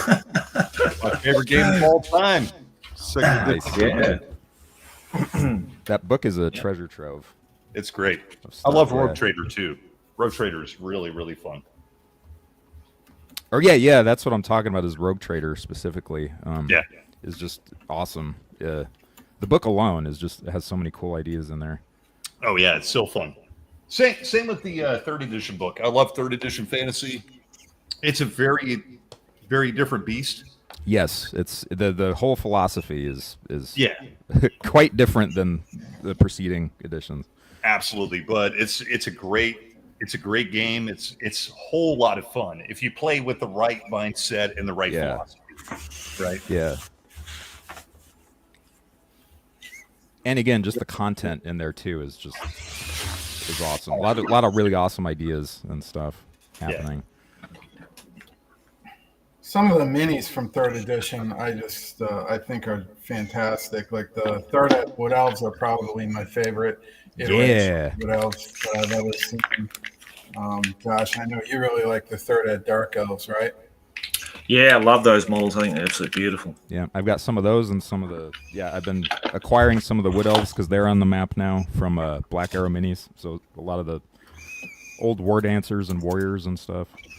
Yeah, those 3rd ed War Dancers are just cool, man. Dude, they're so awesome. Yeah, I've been using them as like sea elves and like raiding parties and stuff. And Yep. I got a whole slew of them over here that I just dug out. Nice. Which I'm about to trade for some more orcs and goblins. And I've got a bunch of barbarians, just Sumerian dudes, like waiting to be painted because we've got a bunch of barbarians on the map.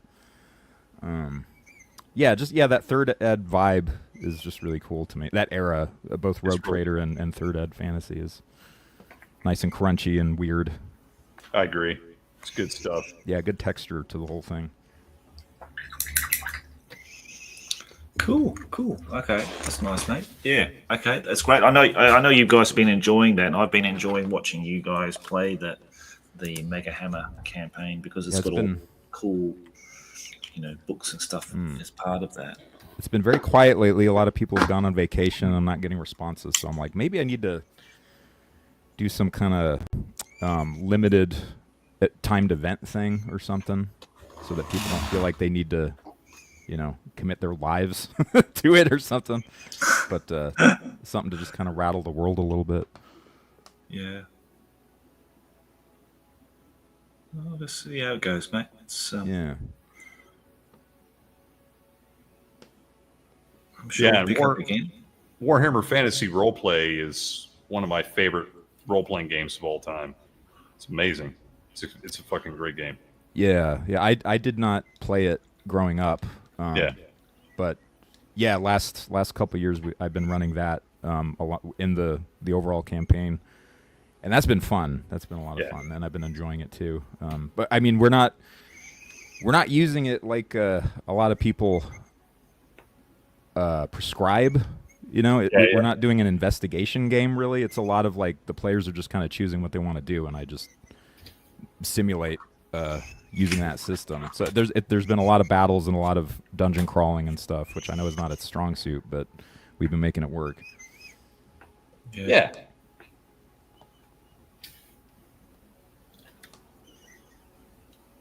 What edition of role player are you running? First edition. Okay. Yeah, I've always wanted to try Wargaming roleplay. Just never really had the chance. Good stuff. Yeah, we do it all mostly remotely. There's only a couple guys that join in locally here, but I run it through Discord. So cool. People can drop in and drop out as they please. And it's all on a calendar as well, so it's whenever we're doing a system or a session, we're using a 1-to-1 time calendar between sessions. So you just kind of, during the adventure, you got to get somewhere safe at the end, you know, so you don't have to worry about joining the next one or whatever. And then you just send me downtime activity stuff. And that's cool. Yeah. So it doesn't break if somebody doesn't show up. Yeah, you know? that's probably important. Yeah.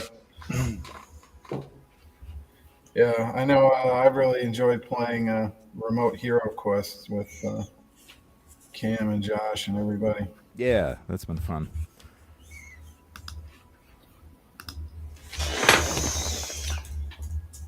Okay, yeah. Especially when Josh doesn't wear pants or whatever. Exactly. And that's the best part. That's my that's my OnlyFans channel. Yeah. A new Patreon tier. Yeah. Yeah. No pants. No pants support. Yeah. No armor save. Terrifying. Absolutely terrifying. That'll scare your lizardmen away, that's for sure. Just want to look at those legs, mate, and those pants. Got to take a cool test every time we play. Yeah. Yeah, terror check and panic check. Yeah. All right, so Outlaw Studios. Dale is getting back into 5th edition. I told him about the Misfire event in Nottingham because he's from Nottingham. I said, mate, you got to get onto that because they're playing 5th edition Warhammer as a games day type thing. Not. I don't think it's really a tournament sort of setting. It's more like just guys getting together and playing games and having fun. So that's really good to see he's getting involved with that. I'm going to direct you to, for people who don't know, it could be quite possible that the Crown of Command does have a podcast here. So if you go into any of one of you got Apple Podcasts, Spotify, any kind of podcasting service, you should find us there. And the latest episode is exactly that, Misfire, the 5th edition Games Day with Matt and Mark, and they're the two organisers who are part of that. And they were part of the Jam 2nd edition 40k Games Day as well in Nottingham. So go and check out that one and learn all about it. You've got some links in there for you to get in touch with them through their Facebook group to sign up and to show your interest about coming down there on the day, as well as other interviews. And if you want to get really inspired, there's a lot of fantasy this year with the deep dives. Chaos Dwarf deep dive there. We've got Owen's Tales from Wales, looking at the Battle Book for 5th edition. So if you love Warhammer, you'll love the Crown of Command podcast because there's just oodles of stuff in there, hours and hours of listening pleasure. Yeah, we all need stuff to listen to while we're painting these for sure, mate. Tiny men. Now, another person I haven't seen before, Blue Thing. Hello from Oregon, USA. How you going, mate? Good to see you. Thanks for joining us. That's a good point. So, Oregon. Is anybody close to Oregon? No. Nowhere close to me. No. But I have my really good friend that got me into gaming lives in Oregon now. Does he go by Blue Thing? No. That's definitely Right. Okay. Well, blue thing. There you go. You got some other person in Oregon, USA, who's into Yeah, which your he stuff. plays Old Hammer too. So if you want to hook up with him, let me know. Okay. Get in touch with Cody, GM Cody, on his channel. You got your email address on there, haven't you, mate? Your contact email.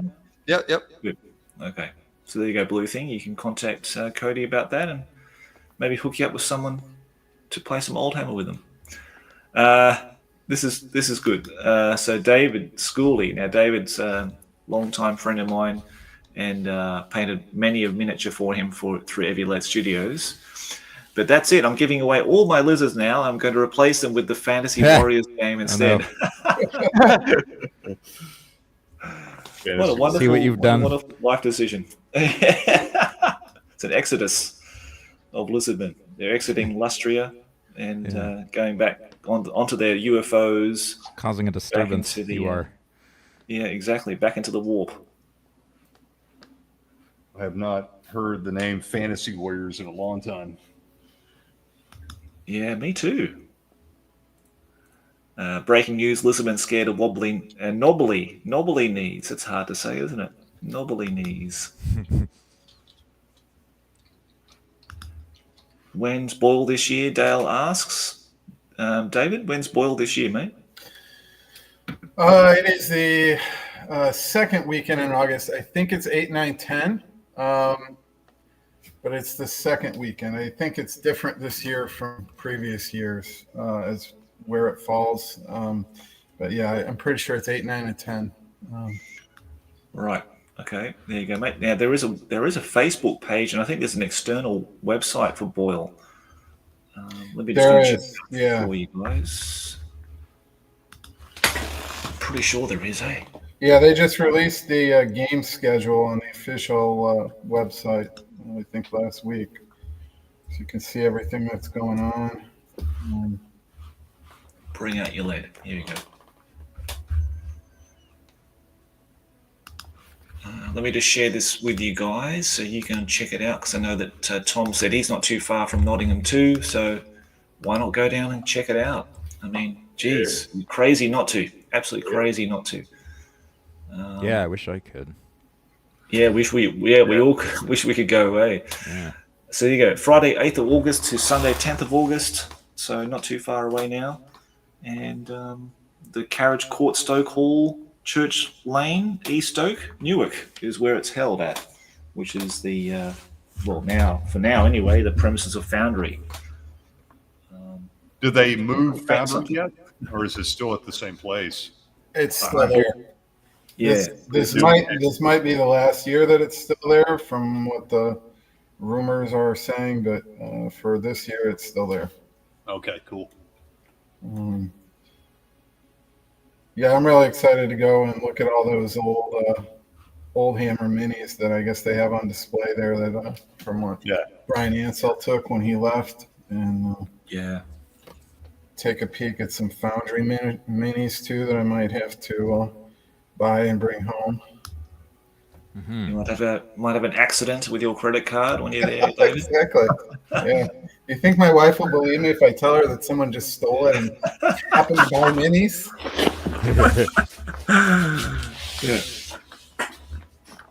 Okay, so I hope you guys can go there and be a part of the action and go and see David in person. Say hello. Come say hi. I know Saturday I'm going to be playing in Jason Stockwell's Super Giant Mega Warhammer game. And that's open to all comers, as I understand it. So if you want to get in on some Warhammer fantasy action, he's going to supply all the minis. I think it's going to be like 15 or 20,000 points a side, and should be a great time. Yeah, mate. There's usually some celebrities out there too.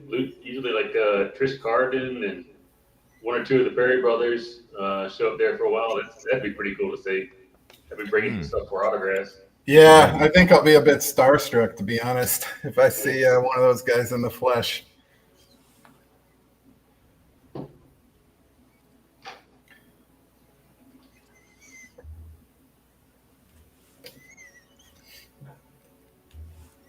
But yeah, I should definitely pack along maybe my 5th edition rule book or something. Oh, and the last time I watched the videos from Boyle, they had oh god, who's the artist? I should know this. The guy that did all the artwork for Mordheim. Oh, John Blanche? Yeah, he was out there. Oh yeah. Yeah, John's come just about every year, right? Yeah, I think so. Which I would be starstruck seeing John Blanche. Yeah. Same. Yeah.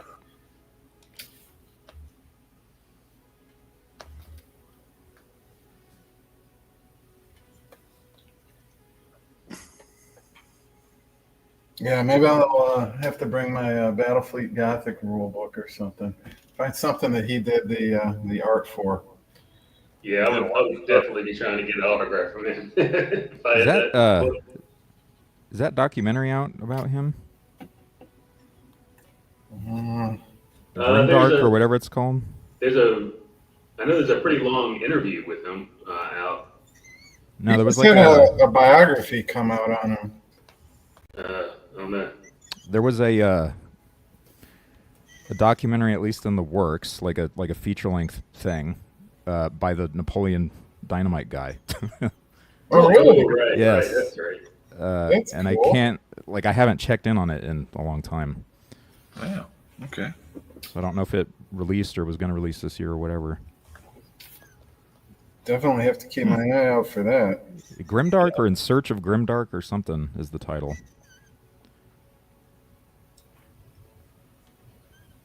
Yeah. But you don't have to search very far with John. No. Yeah.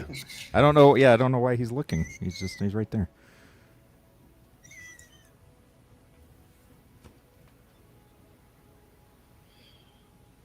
All right. Well, we got the trolls painted. Good All stuff, right. mate. Yeah. Can we see? Yeah. I don't know if you can see them on the camera, but I'll hold up the unit. I need to pretty base much. the other three.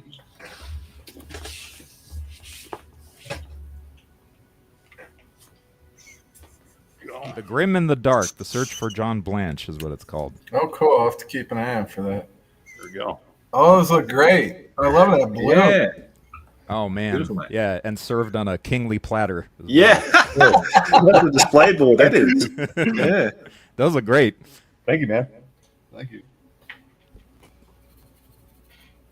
All right. Nice, mate.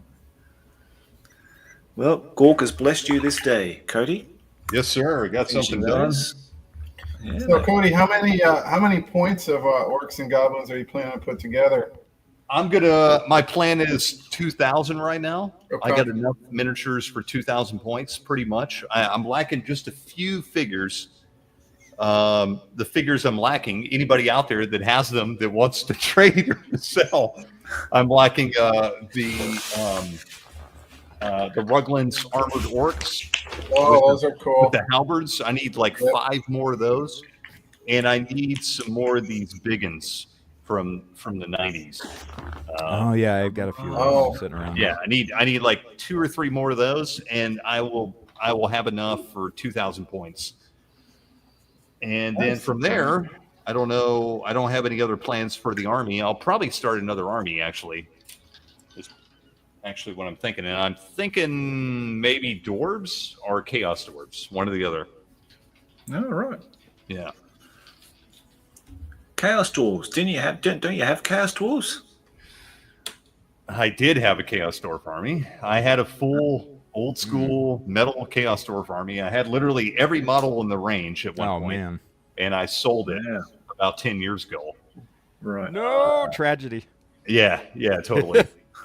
And so, yeah, I don't have that anymore, but I've always wanted that army back. Like, that's the one Yeah. regret in my life is selling that army. So I've been thinking about rebuilding that army with all the new 3D models that we have. I might do that, but I've also thought about doing a dwarf army. I've always really liked just the dwarves too. Yeah, So- they're appealing. Yeah, Well, perfect opponent for your orcs and goblins. yeah, totally. Yeah. Well, Cody, what I might do, mate, I might send you the Faberzel Chaos Dwarf I've got here. I've got one of my patrons actually sent me a 3D printed one. Really? Yeah. Like a whole, yeah. And I don't think I'm ever going to get to painting them, mate. To be honest, so I'd much rather you have it. All right. That would be awesome, dude. Yeah. Yep. Yeah. All right. So I'll send it on to you, mate. Okay. That'd be awesome. I appreciate that. Yep. I will It's got everything in it. It's got everything in it. Everything. So everything from the big Lamassu and the Great Taurus and the Earthshaker cannon and all the bull centaurs, all the goblins, hobgoblins, I should say, sorry, and the and all the blunderbuss, halberdier guys, everything. Awesome. So it's like a full army. So yeah, you can. Yeah, I'd much rather someone else have it. Like if you're interested in doing it, all you need to do is bathe everything in that isopropyl. Yeah. You basically need to clean everything. Yeah, okay. But I had Brawniak here over in Japan for a bit, and he saw it, and he said, "Yeah, you definitely need to wash them and to get all that stuff off it before you start working on it." So, okay, let's do that because you've got a nice group of people now you're gaming with. So it'd be good to see that army painted. Yeah, it'd be cool, man. I would really appreciate that. On the tabletop, that'd be really good to see, mate. Awesome. Yeah. Absolutely. I'll do a video about it. Yeah, that'd be good. I'd really like to. I really hope. I think I asked you that before to start documenting your Warhammer Fantasy stuff, your miniatures and stuff you're working on. I think people would really enjoy watching that. Yeah, luckily I just got a better phone because my old phone broke. Oh, good. So right. I think now I could actually do like decent videos of like battle reports and actually showing off miniatures and stuff. So yeah, I'll be doing that pretty soon. I'm gonna do some tests here, see how it works out, and maybe we'll do that here pretty soon. Good stuff. Yeah, it'd be great to see some battle reports. Yeah, totally, man. Yeah. I've been wanting to do it for a while. I just haven't had a good way to do it, but I think with my new phone, I could actually pull it off and do it. So, now we've got someone here, part of the deep dive team, Dave Gilson. Hey, Dave, how you going, mate?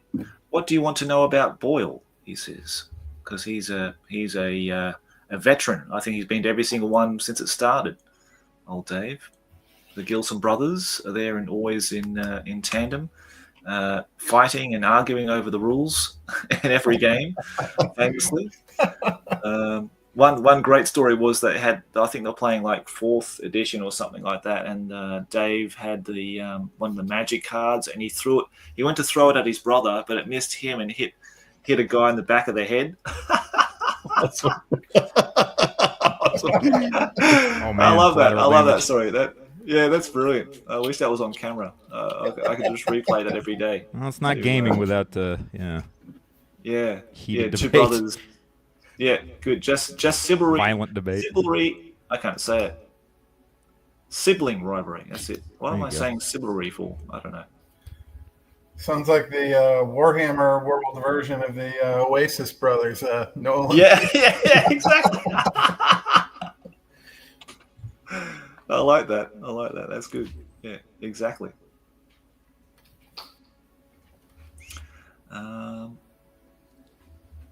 So good to see you, Dave, and good to see Jim Bob. Jim Bob says, good evening all. Sorry I'm a bit late to the Natter. Can you start again? Mate, we're almost 2 hours into this. We almost have to say goodbye. So you have to go and watch the restream, mate. Go back to the start and watch it all again in your leisure.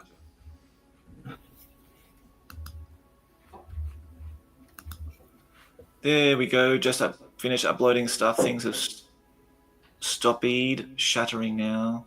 And that's finished. Okay, I don't know what you're talking about there, Tom, but I'm sure it's all good stuff, mate. Maybe the next video you're uploading. Okay, well, I hope everyone's had a really productive time here in the Natter. Have you finished your Hobgoblin at all there, Cameron? I'm getting close. I won't finish them tonight probably because I started drinking. So. Aha. Good old Budweiser, mate. The Patriots drink. The Patriots beer. I got them. 1766. Hell yeah, man. Hell yeah. Yeah. I was thinking this is the Patriots live stream. I should have since it's America, I should have put some guns behind me or something so y'all get some more. Yeah, nothing says America like a gun rack in the background.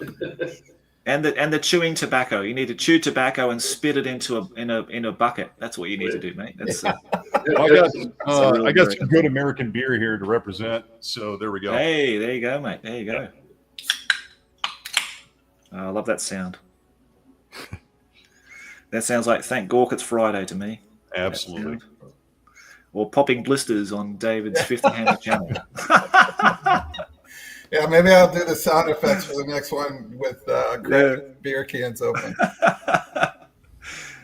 Sounds good, mate. You'll be enjoying a lot of those with Dave and co at Bring Out Your Lead this year because I think they have a bar or something set up, don't they, at the restaurant and everything. Yeah, it sounds like it. Mark told me that I should buy him a drink, so I'm assuming they've got some beverages in hand over there, which is nice. Yeah. David, are you going to film it all while you're over there? Are you going to make a video?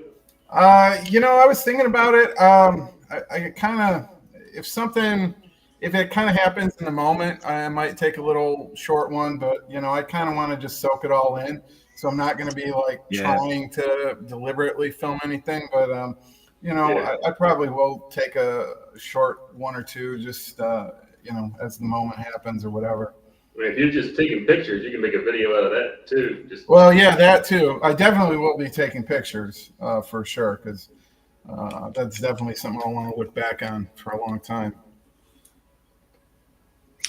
I think that's one of the nicest things about Boyle because it's not really covered by video or that kind of thing. You know what I mean? There's not a lot of coverage on it, which I think adds to the mystique of the event. Like you actually have to be there to experience it rather than see it through the lens of a camera when people are filming it. And I think they're kind of a bit sort of reserved about people filming there anyway, which I think is probably a good idea. Yeah, and I want to be real you know what I mean? respectful to the spirit of Boyle and everything like that. So I think last year was the first time I saw any YouTubers or anything doing videos about Boyle. Because there were a few big YouTubers that went out there last year and did some videos. But that's the first time I've ever seen anybody do actual videos of it. Mm-hmm. Yeah, me too. Yeah, but I don't think they were really all that keen on people doing that. I think it wasn't received all that well. So the only person I know who does it is Jeff at Oakbound Studios, and Jeff does a great coverage of that event because he's, again, one of those people who's been a veteran, been to every single one. And so I really enjoy his coverage, and that's all I need, really, of that. So, I think it's one of those things where you just need to be there, and I think that's in the spirit of Bring Out Your Lead. And look, if you step out of line, you're going to get a magic card thrown at you by Dave. So, I mean, you could do it just to encourage him, I think. It's like Gambit. Exactly, yeah. If I get a magic card in the back of my head, I know it's gone terribly wrong. Yeah, I think Dave threw some magic cards at those YouTubers, and they haven't returned last year, so they probably got a good standing off. Good. Good to hear that. Yeah, I think the grognards don't like the Gen Zs turning up with cameras and filming stuff and that kind of thing. I totally get it. I get it too, because it's just it's totally for exploitation, right? It's not they're not there to really experience and enjoy the event, right? Yeah. And that's there to make content. Bit of clickbait. Yeah. And it's very obvious that they weren't there to actually experience and enjoy it with everyone else. They're there to get fucking clicks and views. And, that's not the spirit of what that's about, Mm-hmm. Fucking YouTubers, mate. Can't stand them. Yeah, those guys, man. Yeah. like paparazzi, mate. Yeah. But no, all in all, I hope everyone has a great time. And I'll just talk to Mark, a mutual friend of ours, especially me and David anyway, but getting the guys together to do a Bring Out Your Lead special on the Natter. Oh, that'd be great. So, yeah. Yeah, that'd be rad. Yeah, man, that'd be awesome. Really looking forward to that. So maybe Dave, I was going to ask Dave if he wanted to jump in with us, because I know he's a veteran of that. And he's a well-known voice now. I made him quite famous with the deep dives. Yeah, it'd be good to have him on to talk about on the day what happened and what games they played, and maybe people who turned up who were celebrities on the day. So hopefully Kev Adams will come to do his charity sculpting nice. event. So that's something looking for. You can basically buy a miniature from the foundry, or you can bring a miniature along. I think that's how they work it. And then, Kev Adams will sculpt an actual face, a head that represents you on the miniature. So that's a famous little charity thing he does, because Kev does a lot of stuff for charity, which is really nice of him. I'm painting some classic Kev sculpts right now, his Fanatics. Oh, love those. I'm doing some Rocklubber crew from Kev, the Goblin Master himself, the legend.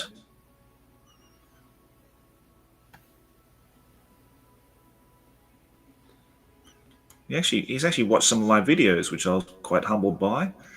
Oh, yeah? I'll need to get in touch with him again and see how he's doing. Yeah.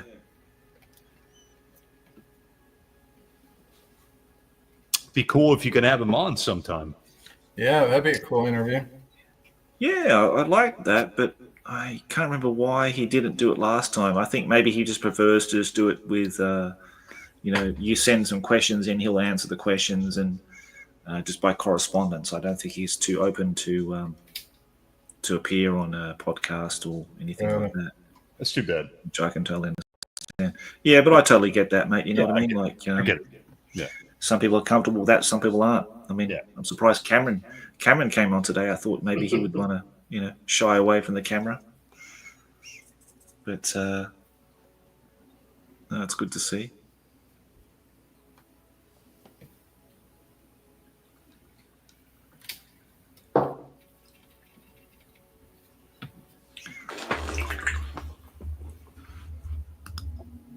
So I'll try to do some coverage if I don't get on beers too early. Come on, Dave, you gotta get stuck in those beers, mate. Yeah, definitely do coverage when you're deep in your drink. It's the best Everybody kind of likes coverage. that. No excuse, man. I'm 5 in right now. 5 I'm in, still- bloody hell, mate. Doing well.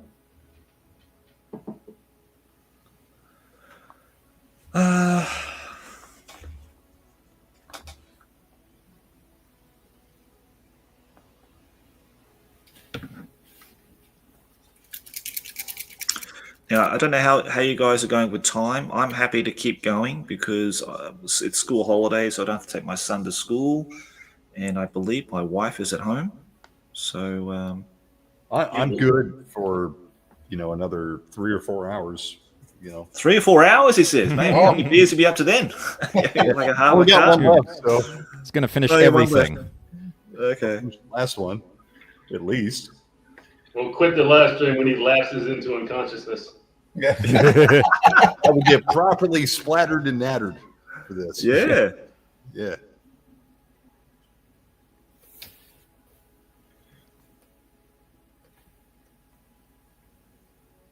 Yeah, I'm good for a little bit longer, but I'll let you know when I'm gonna bounce. Okay, mate. We might do We another. got some work we have to do after this.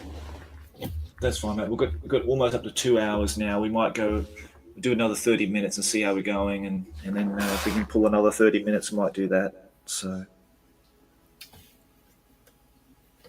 see how people feel. I mean, a lot of people in the UK are probably going to go to bed soon because it's really late there, I think, and they've got to work tomorrow.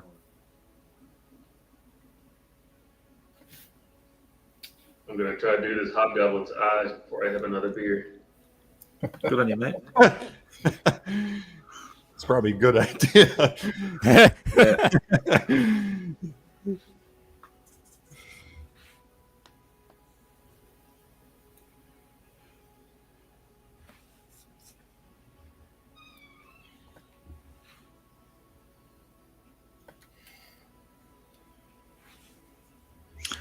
Okay, yeah, one of the topics I wanted to talk about today, we sort of touched on it with Matt and his Blood and Plunder game. Are there any other games you like to play that aren't sort of old nostalgic 90s games? Oh, yeah, for sure. You were playing one last night, weren't you, mate, Cody? Yeah, well, I play a little bit of everything. I've always considered myself just a gamer. You know, behind me is a whole 2 bookshelves full of role-playing games and war games and everything. I play board games. I play card games. I just like games, you know. Yeah. So I've always just been a gamer. But yeah, last night we played Warhammer Ancient Battles, actually. Awesome. Me and my friend Lynch, he's putting on a Warhammer Ancients Battles game for our local convention. And me and him play tested the game last night. I've never played Ancient Battles. I've had the rule book for a long time. And it was a lot of fun. It was good. It's a really good game, actually. It basically plays like Warhammer Fantasy 5th or 6th edition. Mm-hmm. Mm-hmm. There are some differences that I was surprised about. Notably, like there's some differences in the combat resolution. So I knew the rules, so I kind of refereed the game, you know, because I already kind of knew how to play Warhammer really well. He knows Warhammer okay. So we didn't have to consult the rulebook too much, but every once in a while we would consult it just to make sure that nothing had changed. The big differences I noticed were the combat resolution and like the special rules. So combat resolution, for example, there's a really cool mechanic called momentum. So if you win a combat, but the other side doesn't run, you get momentum, which means you get +1 to your combat resolution for the next combat, which is a really, really interesting mechanic. And it stacks too. So if you win the next combat and they don't run, you're +2 now, et cetera, et cetera. You're building momentum, yeah. Yeah. And there is also a rule for falling back, like in 3rd edition. If you outnumber your opponent 2-1 and you win the combat, they don't panic and run. They actually fall back, like in 3rd edition. Right. There's some differences in like the special rules because there's no magic. So the way they kind of like make things interesting is every unit in every faction has some unique special rules. So for example, we were playing 100 Years' War. I was playing the French, and my knights had impetuous, which means they had to charge anytime they were in range to charge, and they had to pursue if a unit ran. So that just gives you an example of like kind of all the special rules and stuff they mixed up in there. But it's a really good game, actually. I really had a lot of fun, and yeah, I think it's worth checking out if you like Warhammer, but also like historicals. I think it's great medium ground there for that. Yeah, That's really cool, Cody. Is that with 28mm scale stuff or smaller? it is. Yeah, it is. So here As Cody grabs that, I'm just going to say that I did play it. I did play it back in the day, and Yeah, it's funny you guys are bringing that up hundreds because I of was just reading Germans. it last night. Yeah, it's a good system. Yeah, it's a really good system, man. Yeah, it's good. They actually made 2 versions of this. I didn't know they made 2 versions. I have this one. My friend has the blue book. This was made in 1998, and this is based on the 5th edition rules. Yeah, that's the one I have right there. Yeah, and the blue book, which I was not aware of, which is what the one my friend had, is based off the 6th edition rules. They're pretty much identical. There's a few small changes in there. But yeah, it's a really good game. I love the Warhammer historical series as a whole. Like I've played like Legends of the Old West, and I've played the World War I variant they came out with, Over the Top, I think it's called. It was a really great series overall. So if you like historicals and you like Warhammer, I think it's a great melding of the two. You know, just, yeah. Yeah, that's really cool. I'd definitely like to give that a try at some point. Mm-hmm. I wound up with a bunch of Victrix Germanics because of Mega Hammer. So I was like, I should get the the Warhammer historical battle or ancient battles. So I picked that up in the Armies of Antiquity, but we haven't done anything with them just yet. I just remember painting like hundreds and hundreds of naked German Todgers. Yeah, exactly. Yeah. Flesh everywhere, just wall of flesh. Yeah. And their hairy pubes, basically. The Celtic fanatics. Experience of playing Warhammer Ancients. But yeah, I know it's at the time people really enjoyed it, and I would actually like to have another go at it. You know, if contrast paint is great for pubes.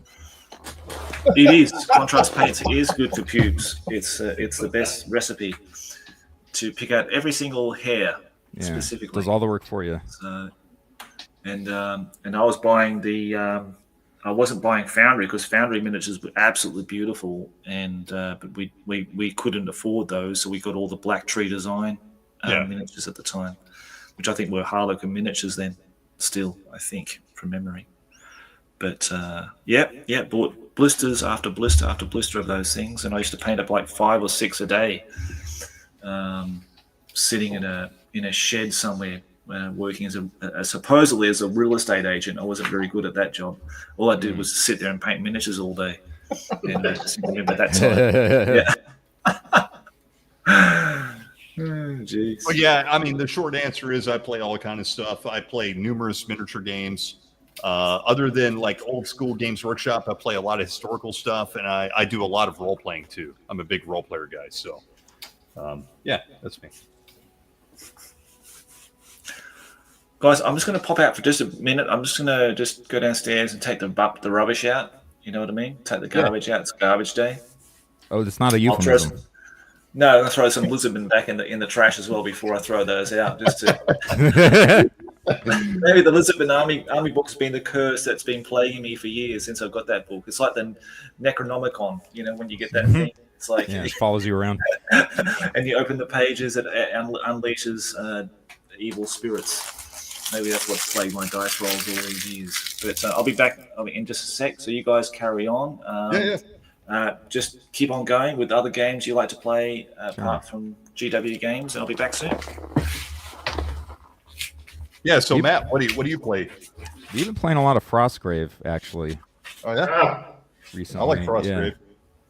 I've been trying to get a game of that in. Yeah, it's neat. It's very. I mean, I'm sure it depends on what scenario you're playing, but it's very unpredictable. Well, it's not super PvP centric. Like you can accidentally be playing almost solo on the table across from whoever else you're playing with too, because the whole goal is to grab treasure, and there's not a huge incentive for targeting members of the opposition's warband and stuff. And there's usually random creatures that spawn in and stuff. I've had the bad luck in just about every session to wind up with random encounters like right behind where I deployed and stuff. So I've always got like a barbarian trying to kill a demon or something. Yeah, I'm working right now these Chaos Force that I picked out. I picked out for a warband for Frostgrave, and this is the third warband that I'm putting together, and I still haven't played the game yet. Oh man, yeah. Well, yeah, they'd be great for Frostgrave for sure. Just about anything is, which is why I like it. There's a lot of you get a lot of use out of stuff that's just been sitting around for a long time. Yeah. And terrain, lots and lots of weird little terrain pieces and stuff you can find use for in that. Yeah, most of the painting I've been doing for the last at least 6 months or so has been Frostgrave, because I'm pretty much done with all my Man of War stuff. So it's been painting bits and bobs for Frostgrave, terrain and scatter and miniatures. Yeah, cool.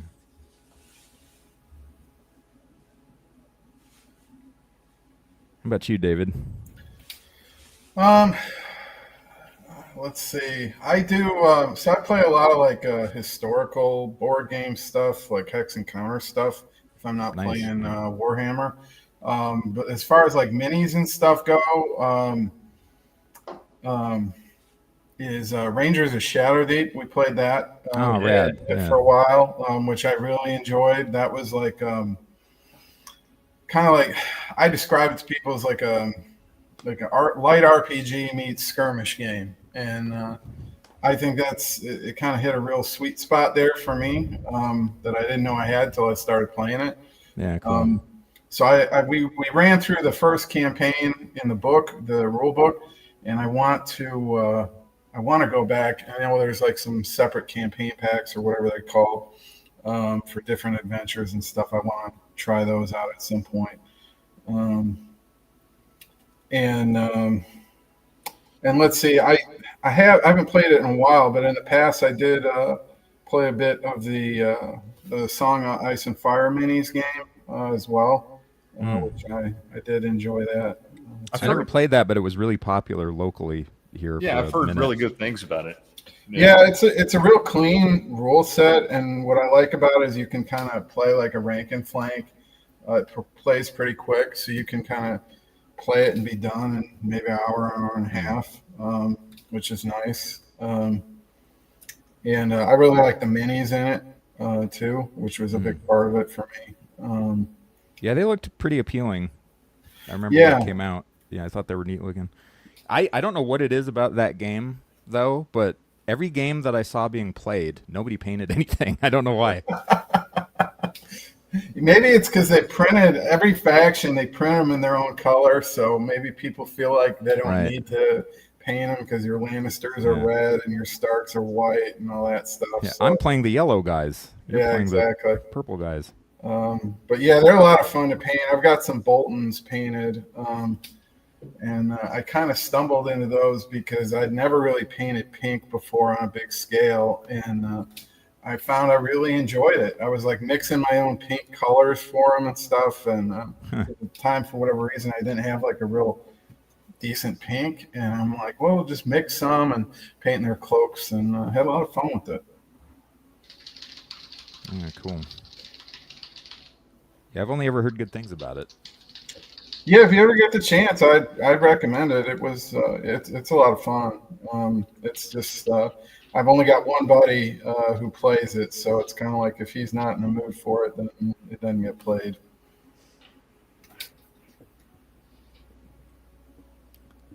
Yeah, we've been playing a bit of BattleTech as well. Oh, cool. Yeah.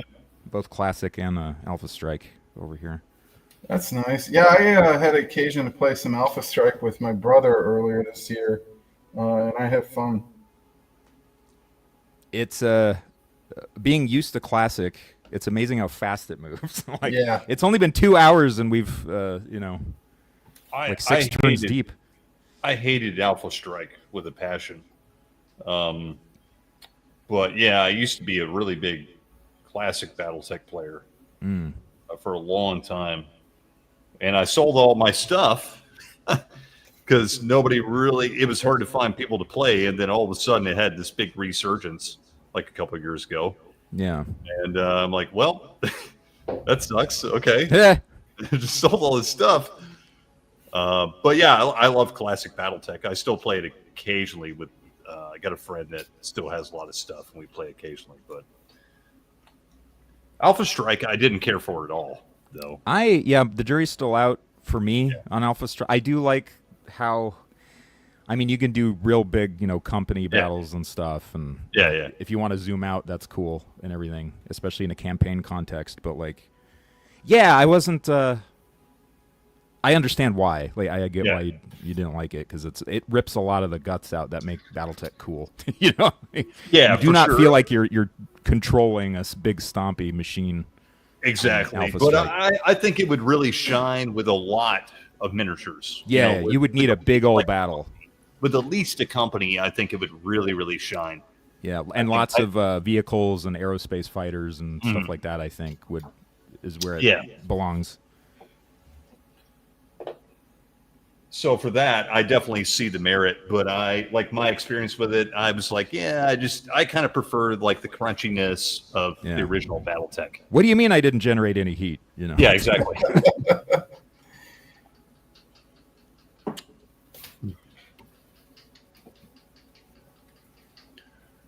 So yeah, I can see how if you want the crunch, it would be a disappointment, for sure. For a game, like on a Saturday afternoon, just popping some beers and playing and not wanting to think too hard, I thought it did a nice job. Yeah. Yeah. Yeah, it was nice how quickly it went. Very surprised about that. Yeah, but I can definitely see how if you love the crunch, and believe me, there's some games that I love I'm a crunch guy, but they took a lot of that out for sure. I really want to play the and I have all this crap, but haven't gotten to it yet. But I've got all the the campaign books for it and stuff, and the building a presence in the inner sphere or whatever, and then Time of War RPG as well. But I just haven't properly dug into that yet. Mm-hmm.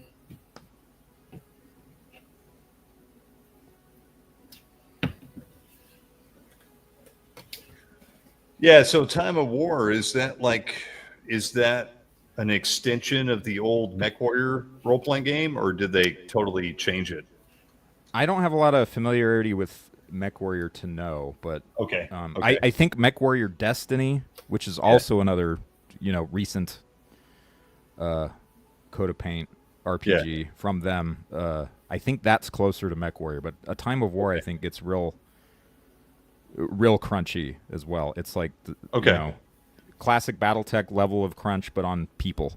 There's like a really, really complex life system in it. Yeah, so it's kind of like that sounds like MechWarrior have that too. Okay. Yeah. Had like a whole life path you went through. Yes. Yep. Yeah. It's reminiscent of like Traveler, but Traveler like blown out of proportion, maybe. Yeah. Yeah. Gotcha. But no character death and creation in Time of War. Not that I remember, though. Yeah, I don't think MechWarrior did either. Okay. But yeah, that sounds very familiar to the old MechWarrior. This might be that then. It might just be an extension of that. Yeah. Yeah. But it obviously, like the other stuff too, it deliberately slots into if you want to get into mech, you then play classic BattleTech and everything. Yeah. You carry over your gunnery and pilot skills and all that stuff with you. Yeah, that was so fun back in the day. I remember we played MechWarrior and BattleTech at the same time, and we had like a game master like running the games for us and everything, and we did like all the politics and all the role playing stuff. But we'd also do like when we play like actual battle mech scenario, we'd play classic BattleTech. Yeah. But the problem was when you played BattleTech, was your pilots were a lot squishier in BattleTech. There's not a lot of mitigating stuff for you to. So if you died in BattleTech, which is not very hard, your character's gone pretty quickly. So yeah, same thing that we've been doing with 3rd edition fantasy and roleplay 1E. Yeah, Well, if you want to get in here, you might die. Right. Yeah. A lot easier than you would on the. Like a lot of people talk about how lethal fantasy roleplay is, but like I've lost way more characters in something like Advanced D&D than I have in than I've seen die in fantasy roleplay. Yeah, it just depends. It just depends what you're, Sure. like who's running it, what you're doing, but it can be a very lethal game. But I agree with you. Like at low levels, classic D&D is probably more lethal, actually. Yeah, 9 times out of 10, you're gonna have to make a new guy. Yeah. But yeah, if fantasy roleplay too, if you get the exploding damage, stuff, then someone's toast usually. But then you've got your fate points and you've got the critical tables to see if you're even, really taken out or not. So you can kind of hang on by a thread for a really long time in fantasy roleplay.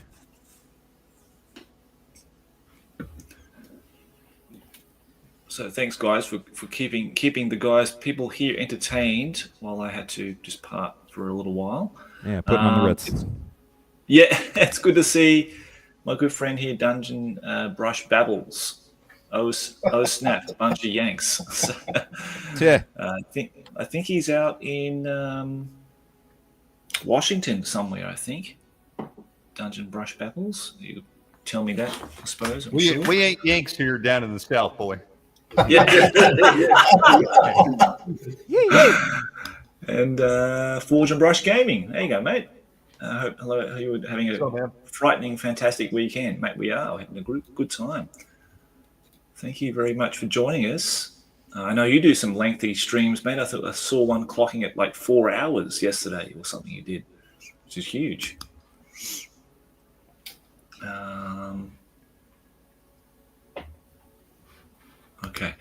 Okay. So there's some.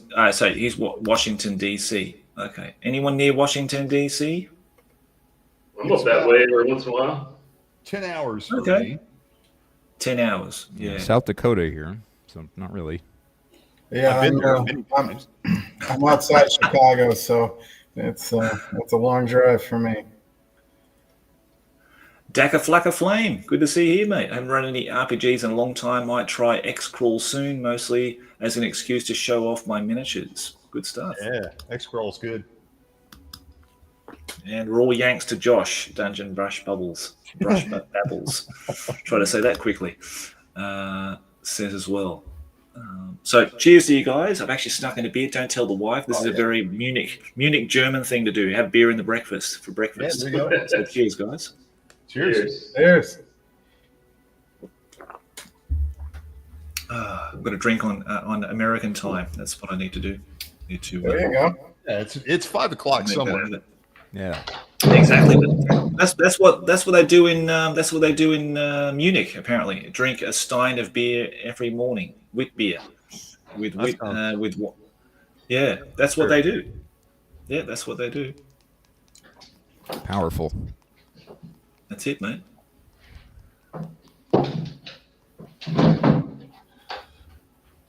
Yeah, see, Cam's got the right idea. That's it. Another beer out, mate. That's it. Good on you, buddy. Cheers, Cam. Cheers.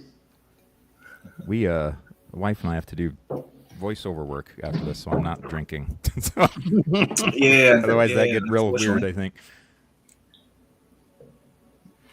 Okay, so yeah, Kim Nix is originally from New Jersey, but yeah, I know that Kim Nix is in Germany now, so maybe enjoying a stein as well as we talk.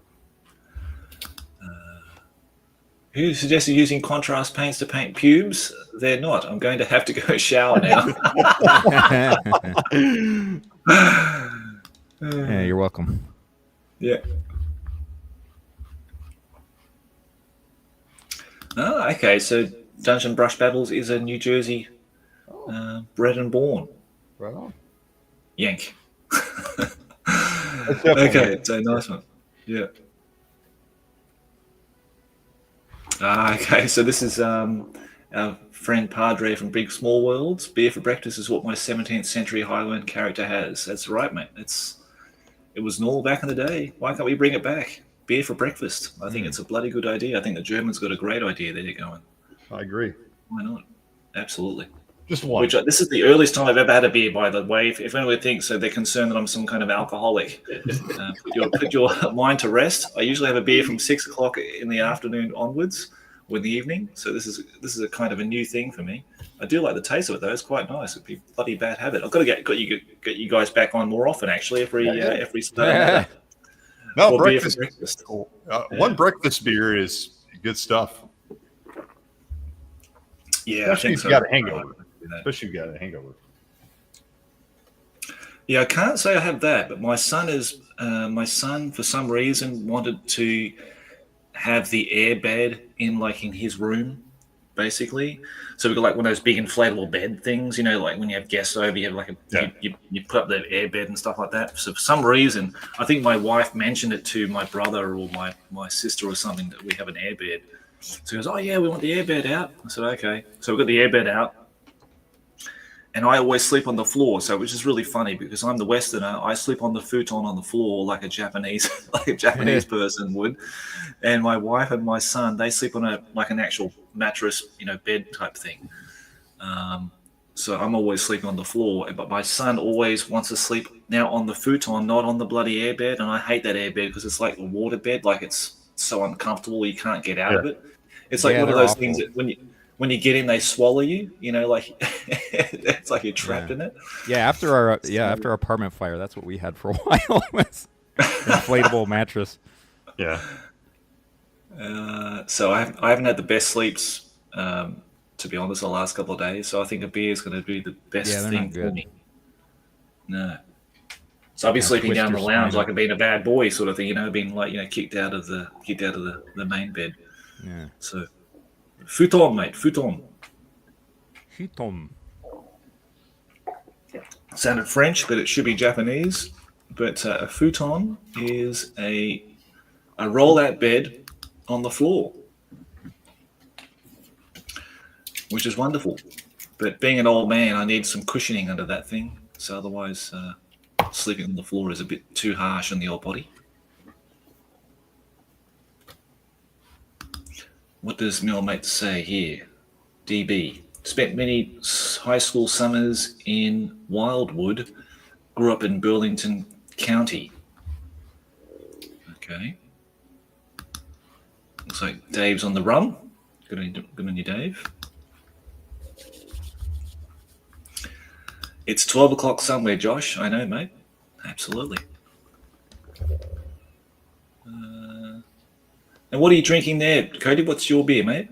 I picked up some Dale's Pale Ale, American Pale Ale. Ah, Pale Ale. Okay. Yeah, it was pretty good. Yeah. I don't mind a Pale Ale sometimes. David, you often have a Pale Ale, don't you, mate, at those microbrewery places? Yeah, we've got a couple good local breweries. I'm a big fan of their IPAs. Now, IPA, that's a big thing in America, isn't it? IPA? Yep. Is that an American thing? Yeah. Oh, yeah. They've got all different kinds. The New England IPA, the Hazy IPA, the West Coast IPA. All the microbreweries and stuff. Mm-hmm. Right. Okay. So, yeah, big fan. Big fan of it. What does IPA stand for? What is it? What's India Pale Ale. So it's like used the recipe, I guess, that they used back in the day to ship beer over to India so it wouldn't spoil. And conveniently, it has a much higher alcohol content than normal beers. Right. Okay. Yeah, you get like 7-8%. So you got to be careful you don't drink too much of those. Yeah, that's got a bit of kick to it, isn't it? Oh, yeah. You'll feel it.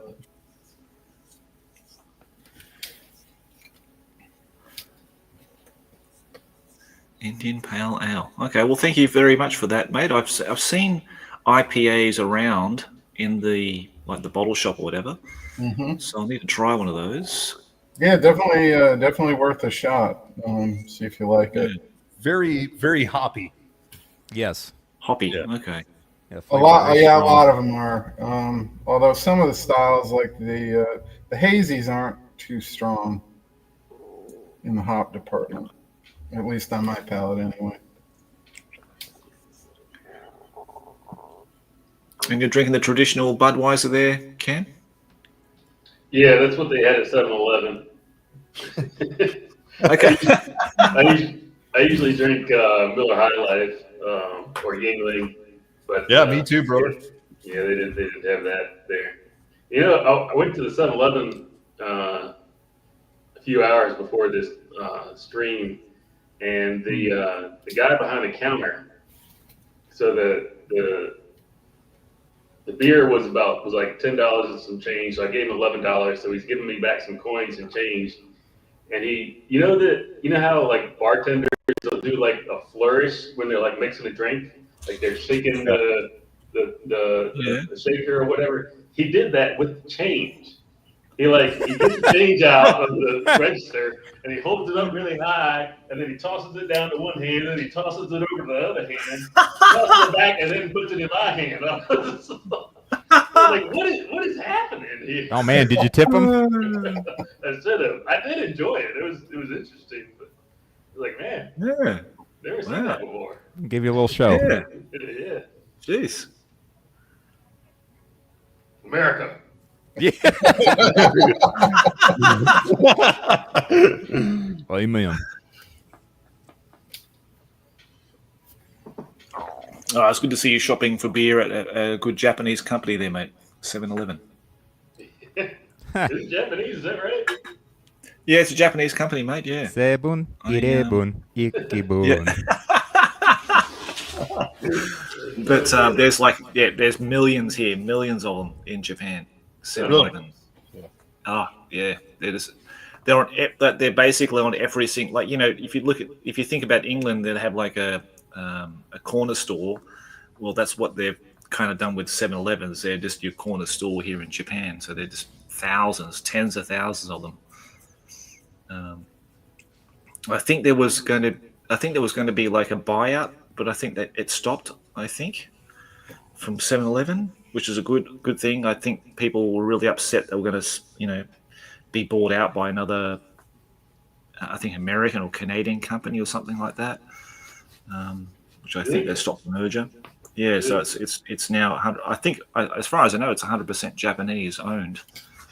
Did they call it 7-Eleven over there, or did they call it the? 7-Eleven, mate. Yeah. I mean, but is it like 7-Eleven in Japanese? Is that what they call it? Yeah, 7-Eleven. Yeah. Okay. So I was thinking about, because I know Japanese people have trouble with the pronouncing the R's, so they wouldn't call it like 7-Eleven in English, right? Yes, that makes sense. Like a Rebben, 7-Eleven. Yeah. I think, I don't know I don't know if there's like some kind of term they coin for it, konbini, because they call it konbini, you know, 7-Eleven konbini. So konbini, like convenience store. Konbini. All right. Konbini, yeah. So, but I'm a Family Mart guy myself. I like Family Mart more than 7-Eleven personally. You guys have Family Mart out there? Oh, you got Family Mart there too? Yeah, I've never seen them. I didn't. I've never seen a Family Mart Wow. until we moved to South Dakota, and they're out Really? here. Mm-hmm. Oh, there you go. Well, I presume that's a Japanese convenience store chain as well. So These are, or this one Family is. Chicken. That's it. They're like grocery stores here. My favorite was There you go. was a convenience store called Little Sue, and it had a picture of a little Native American girl with a bag of groceries. Like SIOUX. And there's only one left that I know of. It's about 50 miles from me, but all the rest have shut down, and you know, because of the cultural insensitivity or whatever, I guess. Yeah. Like the Land O'Lakes lady, they cover her up. Yeah. That's funny. Yeah, I've never heard of Little Sue. No, it's a new one for me too, mate. We had one right down the street when I was growing up. I grew up in a really rural area. We didn't have any stoplights or anything, but we had a gas station, and it was a Little Sue. And I used to go down there to buy comic books and play video games on the arcade machine. Yeah, Nice. awesome. I miss those. Nice. Yeah. We're surrounded by Sioux tribe out here, but we don't have a store for them. I don't know where they go to get their things. My grandmother was Sioux. Oh, really? Oh, right. That's cool. Oh yeah, Daka Flocka Flame talking about the come and go stores. I saw them when I was out in Colorado, and I went in there, stopped there just because I gotta have a T-shirt that says "Come and Go" on it. Yeah, we definitely took. I had never seen those until, again, on our way to South Dakota. I was like, that doesn't say what I think it does it? Like, Oh, it does. yeah, Yep. it's funny. Yeah, they've got some in Iowa. Ah, is that an American chain? Is Yeah, it like a foreign-owned chain? Okay. yeah. But no, it's a real thing. That is their real name. You can get a T-shirt, Right. like Cam said. It says Yeah. "Come and Go" in giant big red letters. I'm We sure should that's- get one for you, Josh. I'll mail it to you and send it to you. You can Yeah. wear it on the Come and, channel. come Yeah, and gotta- go Crown of Command or something like that, maybe. You know, Exactly. You got to represent. that's it. Well, I definitely need to get one of the Tamiya t-shirts because I've seen the Tamiya t-shirts around here at the store, and I need to get one of those if they have it in a sort of European extra large size to encase the hobgoblin body that I have. Got to cover So, up the beer belly, you know. Yeah, the man boobs, beer belly, mate. Yeah.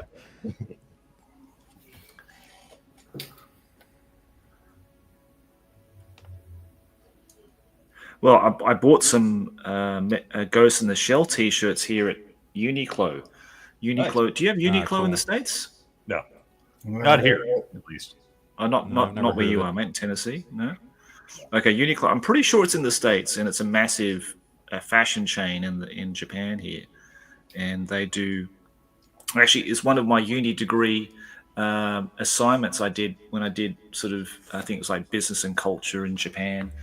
As part of my uni degree, I did a whole presentation on Uniqlo because it was like basically the teacher, the professor, basically gave us a random topic to talk about, and mine was about Uniqlo and fashion brands or just like basically their history. So I had to do a lot of research about them and stuff like that, which was interesting. And basically they do these massive collaborations with different artists, and you see a lot of branding, like cross branding between Uniqlo and something like Pokemon or Gundam or Snoopy or Disney. And they did one not so long ago for the Ghost in the Shell, Awesome. that Shiro Masamune anime, which is awesome. Yeah.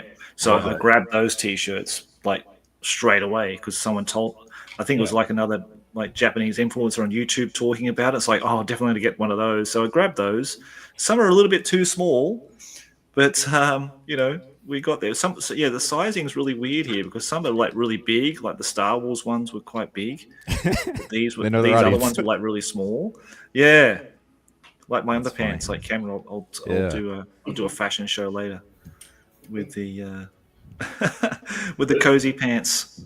It'll be the Later. last live stream you get me in on. Yeah. So some paid shout outs might get a catwalk going. But yeah, it's really weird. Sometimes they have like really big sizes that accommodate perfectly for me, and sometimes they're just way too small. So it's a bit hit and miss. I don't know why. 'Cause you're tall too, huh? I'm tall, and like I said, I've got the physique of a hobgoblin. Yeah. So it's got to match that. I do like is, Shiro Masamune though. I just edited a video for somebody on Masamune. Yeah, we just watched Ghost in the Shell last month. Oh, good, man. My wife Awesome. had never seen it, Oh, and right. so we watched that and Akira, actually. Oh, She had cool. never watched that. Yeah. I've been So showing we my watched- wife Dominion Tank Police. Yeah, good stuff. Yeah, fun. Yeah.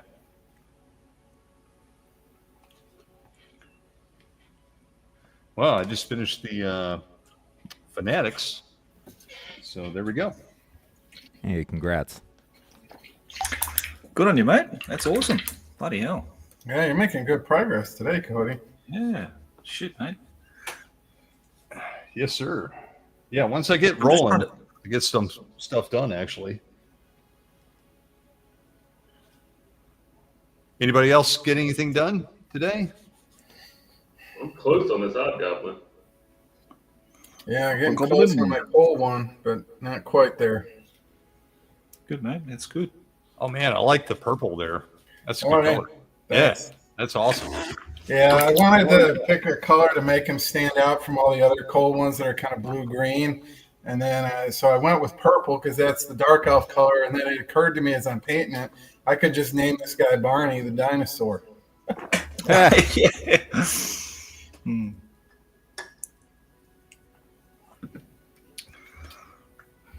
Oh, I'm trying to think of the Japanese name for Ghost in the Shell. It's completely different because when I first came to Japan, of course, the first thing I wanted was like getting like an an action figure for Ghost in the Shell, Yeah.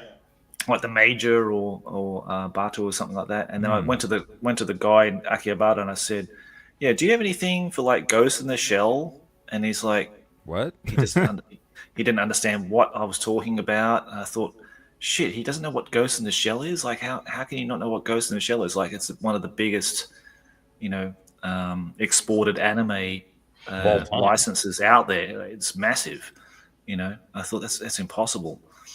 Kikaku Kidotai, I think, is what they call it in Japanese. Kikaku Kidotai is the Japanese name for it, which I had no idea about until I had a student who I taught at school one day, and we were talking about that, and he taught me the actual Japanese name, because I was like always wondering, why does no one know what Ghost in the Shell is? Why do they always look? Because it has a completely different name. Yeah. So then I thought, oh, okay, that's why. Ranting and raving in the streets about some weird cartoon. Yeah. All right, there's no one Ghost in the Shell. What does that translate to in Japanese, like English, rather? Something like something to do with the police, like a secret police service or something like that. Okay. Interesting. Yeah, something like that. Yeah.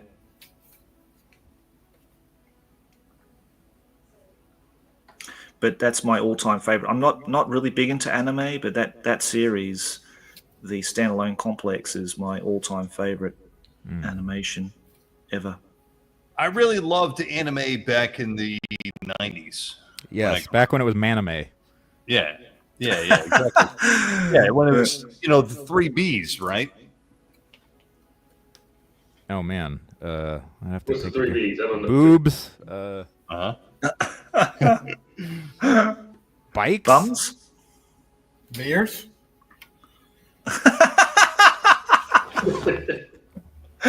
Boobs, bums, bears. Are we close, Cody? battle. Yeah, pretty close. But anyways, when it was like, boobs, blood. I can't remember what the third one is. Right. But yeah, when it was like totally different than anything you saw on like American television. And the technical artistry too. Is and like the animation. The animation was insane at the time, which has completely disappeared. From Japanese anime and every other animation. It was hand-drawn animation back then. And in America, we never saw hand-drawn animation like that. It was like the best in the world, at the time. So it really blew my mind when I was a kid watching all that stuff from the 80s and 90s. But after that, I kind of lost interest. Like after like the early 2000s and the computer animation started creeping in, I just lost interest. Yeah, and it started to kind of parody itself.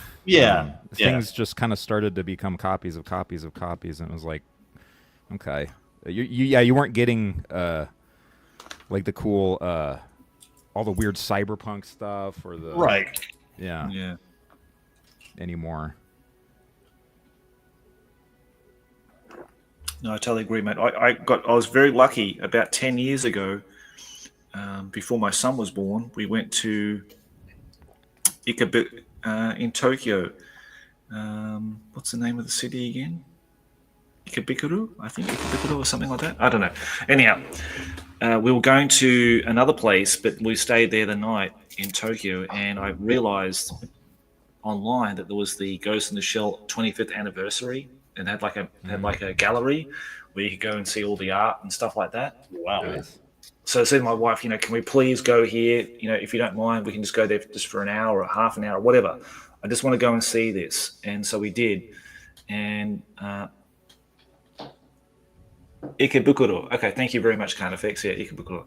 And we went there, and it was absolutely stunning. Like, you see the anime of Ghost of the Shell, the movie. Yeah.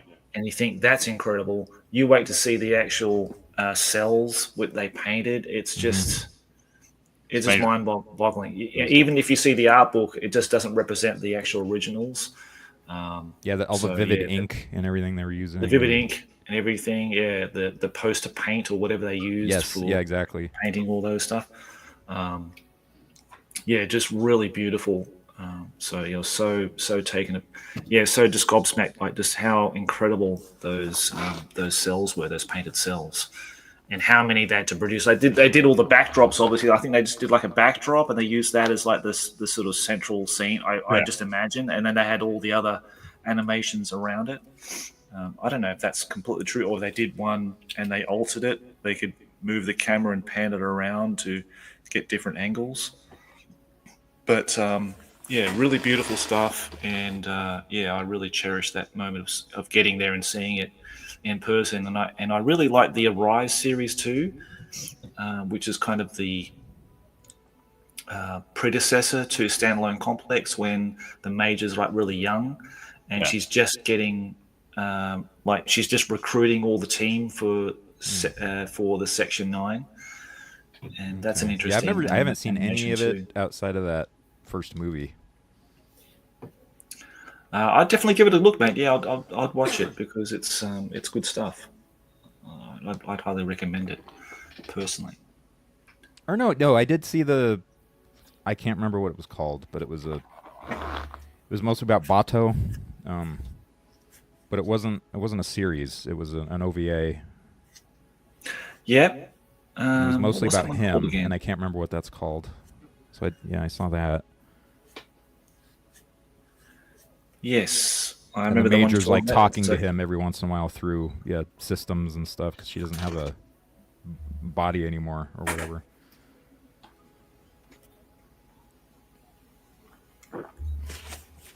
Yeah, what was that one called again? Yeah, Cody, you probably know that one. Was it? It's got like Barto and his dog. The dog. Yeah, he's just kinda, that gorgeous looking dog that he was looking at. And he's kind of depressed a lot of the time, and yeah. I remember. Oh, Carnifex, I know. Just hanging out. Yeah.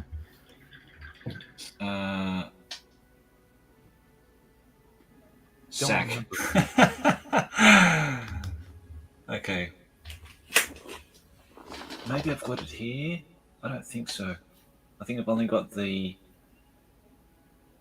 3 videos for that. I don't know. I can't remember now.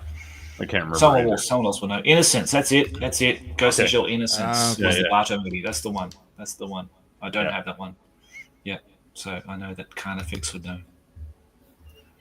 Dave's just saying goodbye because he has to. Why do I have to work tomorrow? Gonna have to duck out soon. So, mate, that's okay, mate. Thank you very much for coming in. I really appreciate you saying hello because I didn't know you were watching these Splatter Natters, so I really appreciate that.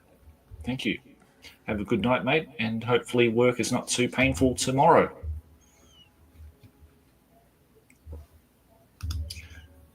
Yeah, Barto's an awesome character. Yeah. Really loved him a lot. And, I mean, if I had my wish, I know the Bedroom Battlefields had this, and it was a shame not to. I always tend to forget to participate in these things, but his question was, what IP would you love to see as a tabletop miniature game? And I would love to see Ghost in the Shell as maybe like a board game. I think a board game would be really good for that. There's got to be an RPG of it somewhere, I would bet. You'd think so. You'd think so. That's not actually what the question is there, Josh. Wasn't it? What was it? Yeah, same thing. It's what movie or franchise would you like to see Miniature Hobby featured in? So would you like to see Ghost in the Shell and she's playing Warhammer 40K? Oh, is that really what it was? Okay. Yeah. Did a lot of people get that question wrong? I keep thinking about. I want to answer this question, and then I keep on thinking. Like what franchise do I want to see in a miniature game? And which is kind of a hard question to answer because I think automatically like Aliens, but that's already a game. Yeah. Fallout also already a miniatures game. But yeah, the question is, what like movie do you want to see? People playing a game in. Hobby? Yeah. Huh. Oh, that's funny. Okay, gotcha. Right. Okay, so like if they made like a new series of Arise and you saw the characters in the series playing Warhammer. Yeah, or if they're in Jurassic Park, they're playing Frostgrave or something. Right. Okay, gotcha. Okay, well, I got that really skewed. I'm glad I didn't answer that one. I sound like a complete dick in my answer, so that's good. I would have assumed that was the question as well, though.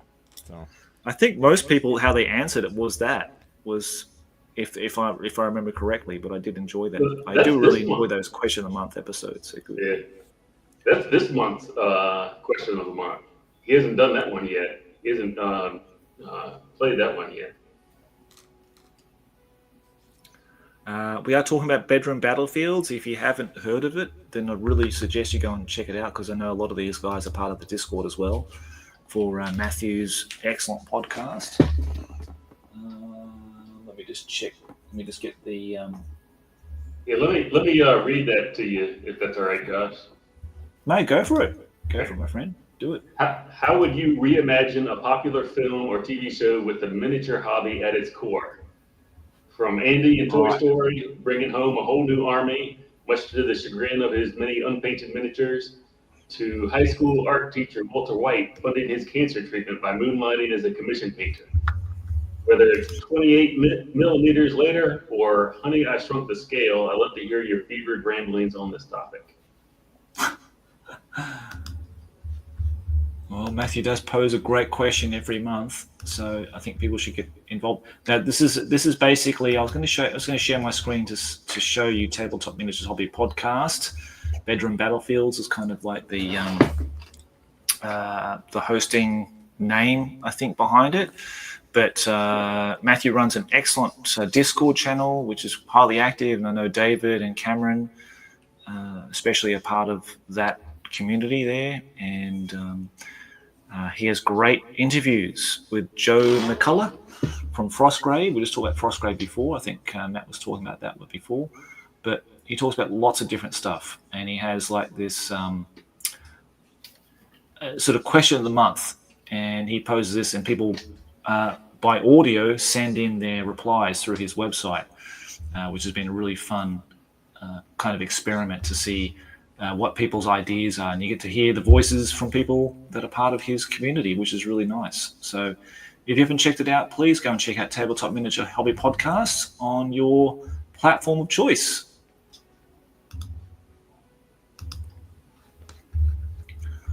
It's a good one. Right. Yeah, it's a good one, mate. Yeah, it's a really good podcast. I think he already contained his own answer. I think that Toy Story angle is fascinating. Yeah. You can have the different game systems arguing with each other over, damage resolution systems and stuff, what dice to use. Like,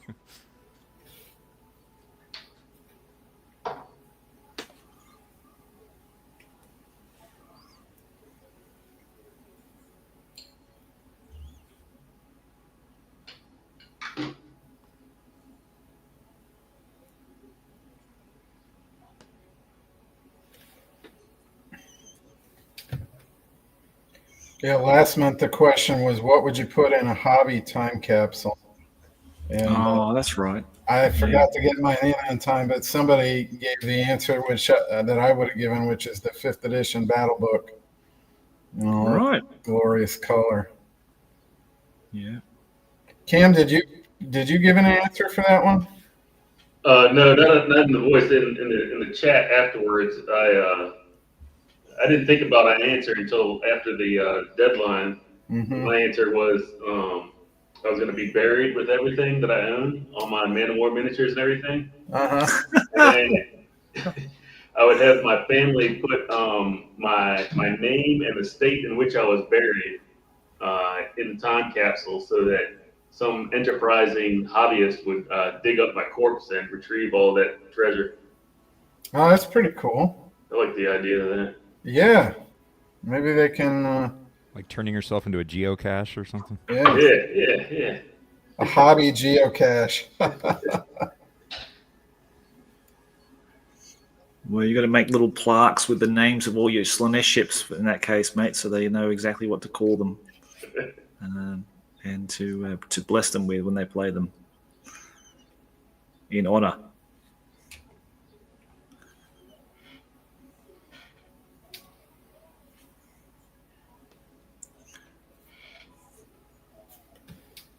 And how are you going with your blood and plunder stuff, Matt? Is it going well, mate? Very slowly. I'm having some trouble resuscitating some of these old army painter paints. Oh, right. But yeah, still laying flats down on these guys. Yeah, good mate. Or base coats, rather. Mm-hmm.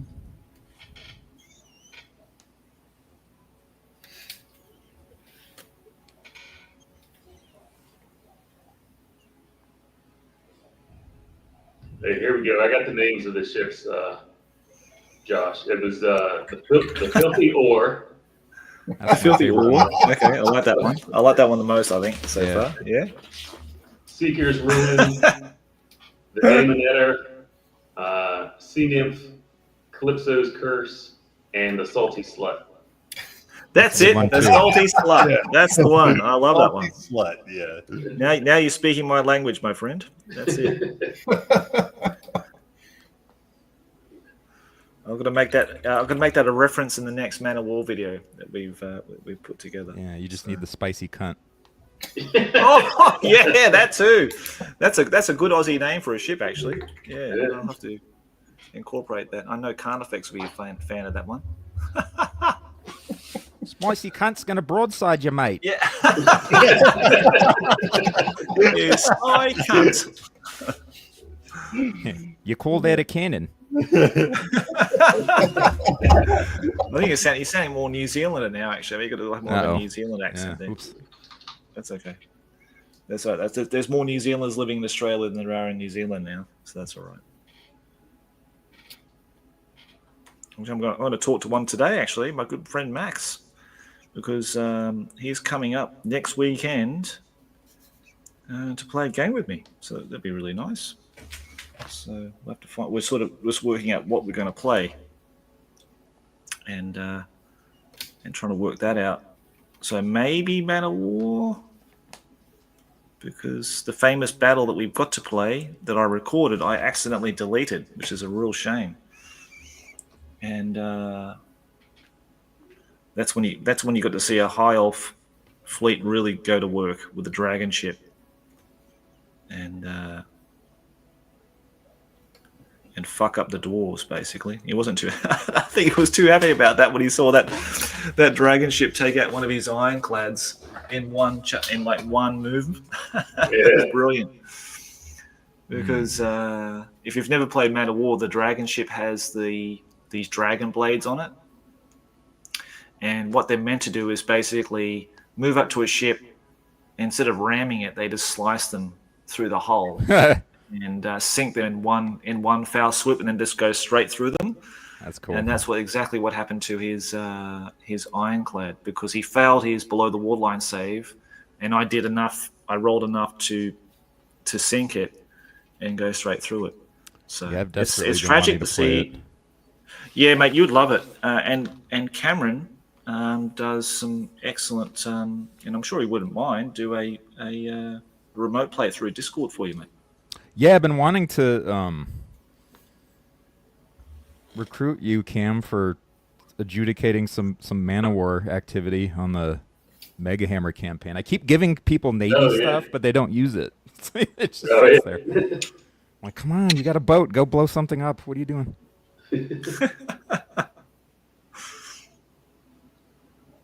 Yeah, I just finished printing some dwarves and some high elves for JT. Send those off to mate. the UK in a couple of days. The United Kingdom. Yeah. Nice. Okay, well, I think him and Chris are playing the game Necromunda now, I believe. Yeah, they were playing earlier today. Oh, were they? Well, what's Chris's excuse not to come on the show then? I'll have a go at him about that. Do you have enough room for what's your max limit for people in this thing? 6. Oh, okay. Because I invited Brian too, but he never showed up, so that's okay. Next time. He's probably wore out from playing Necromunda. Yeah, probably.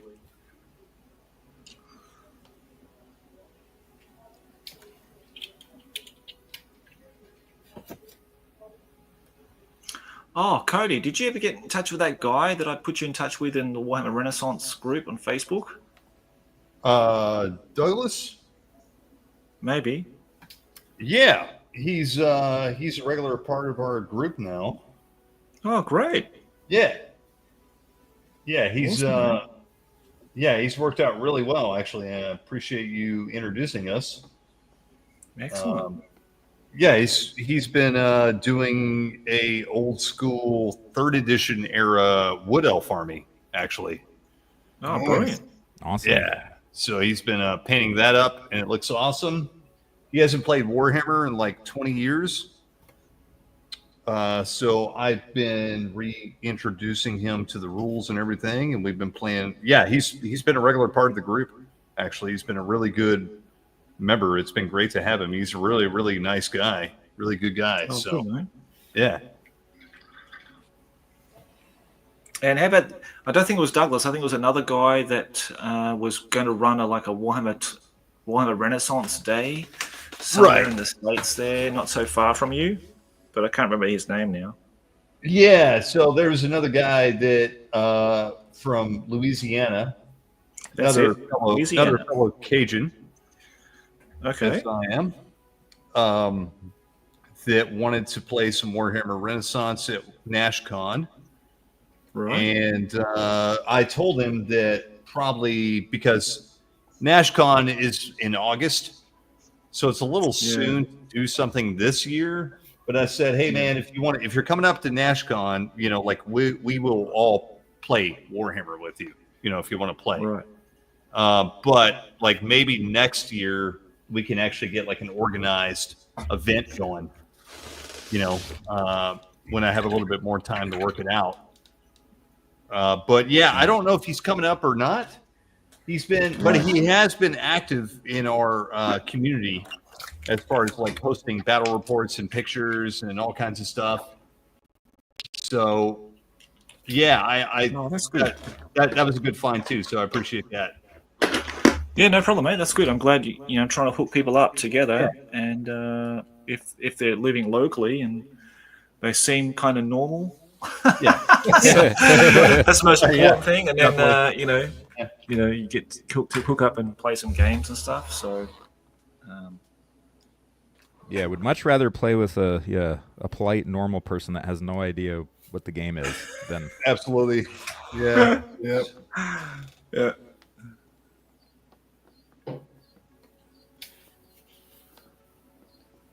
Because you're up in Dakota, is that right, Matt? Yeah, South Dakota. South Dakota.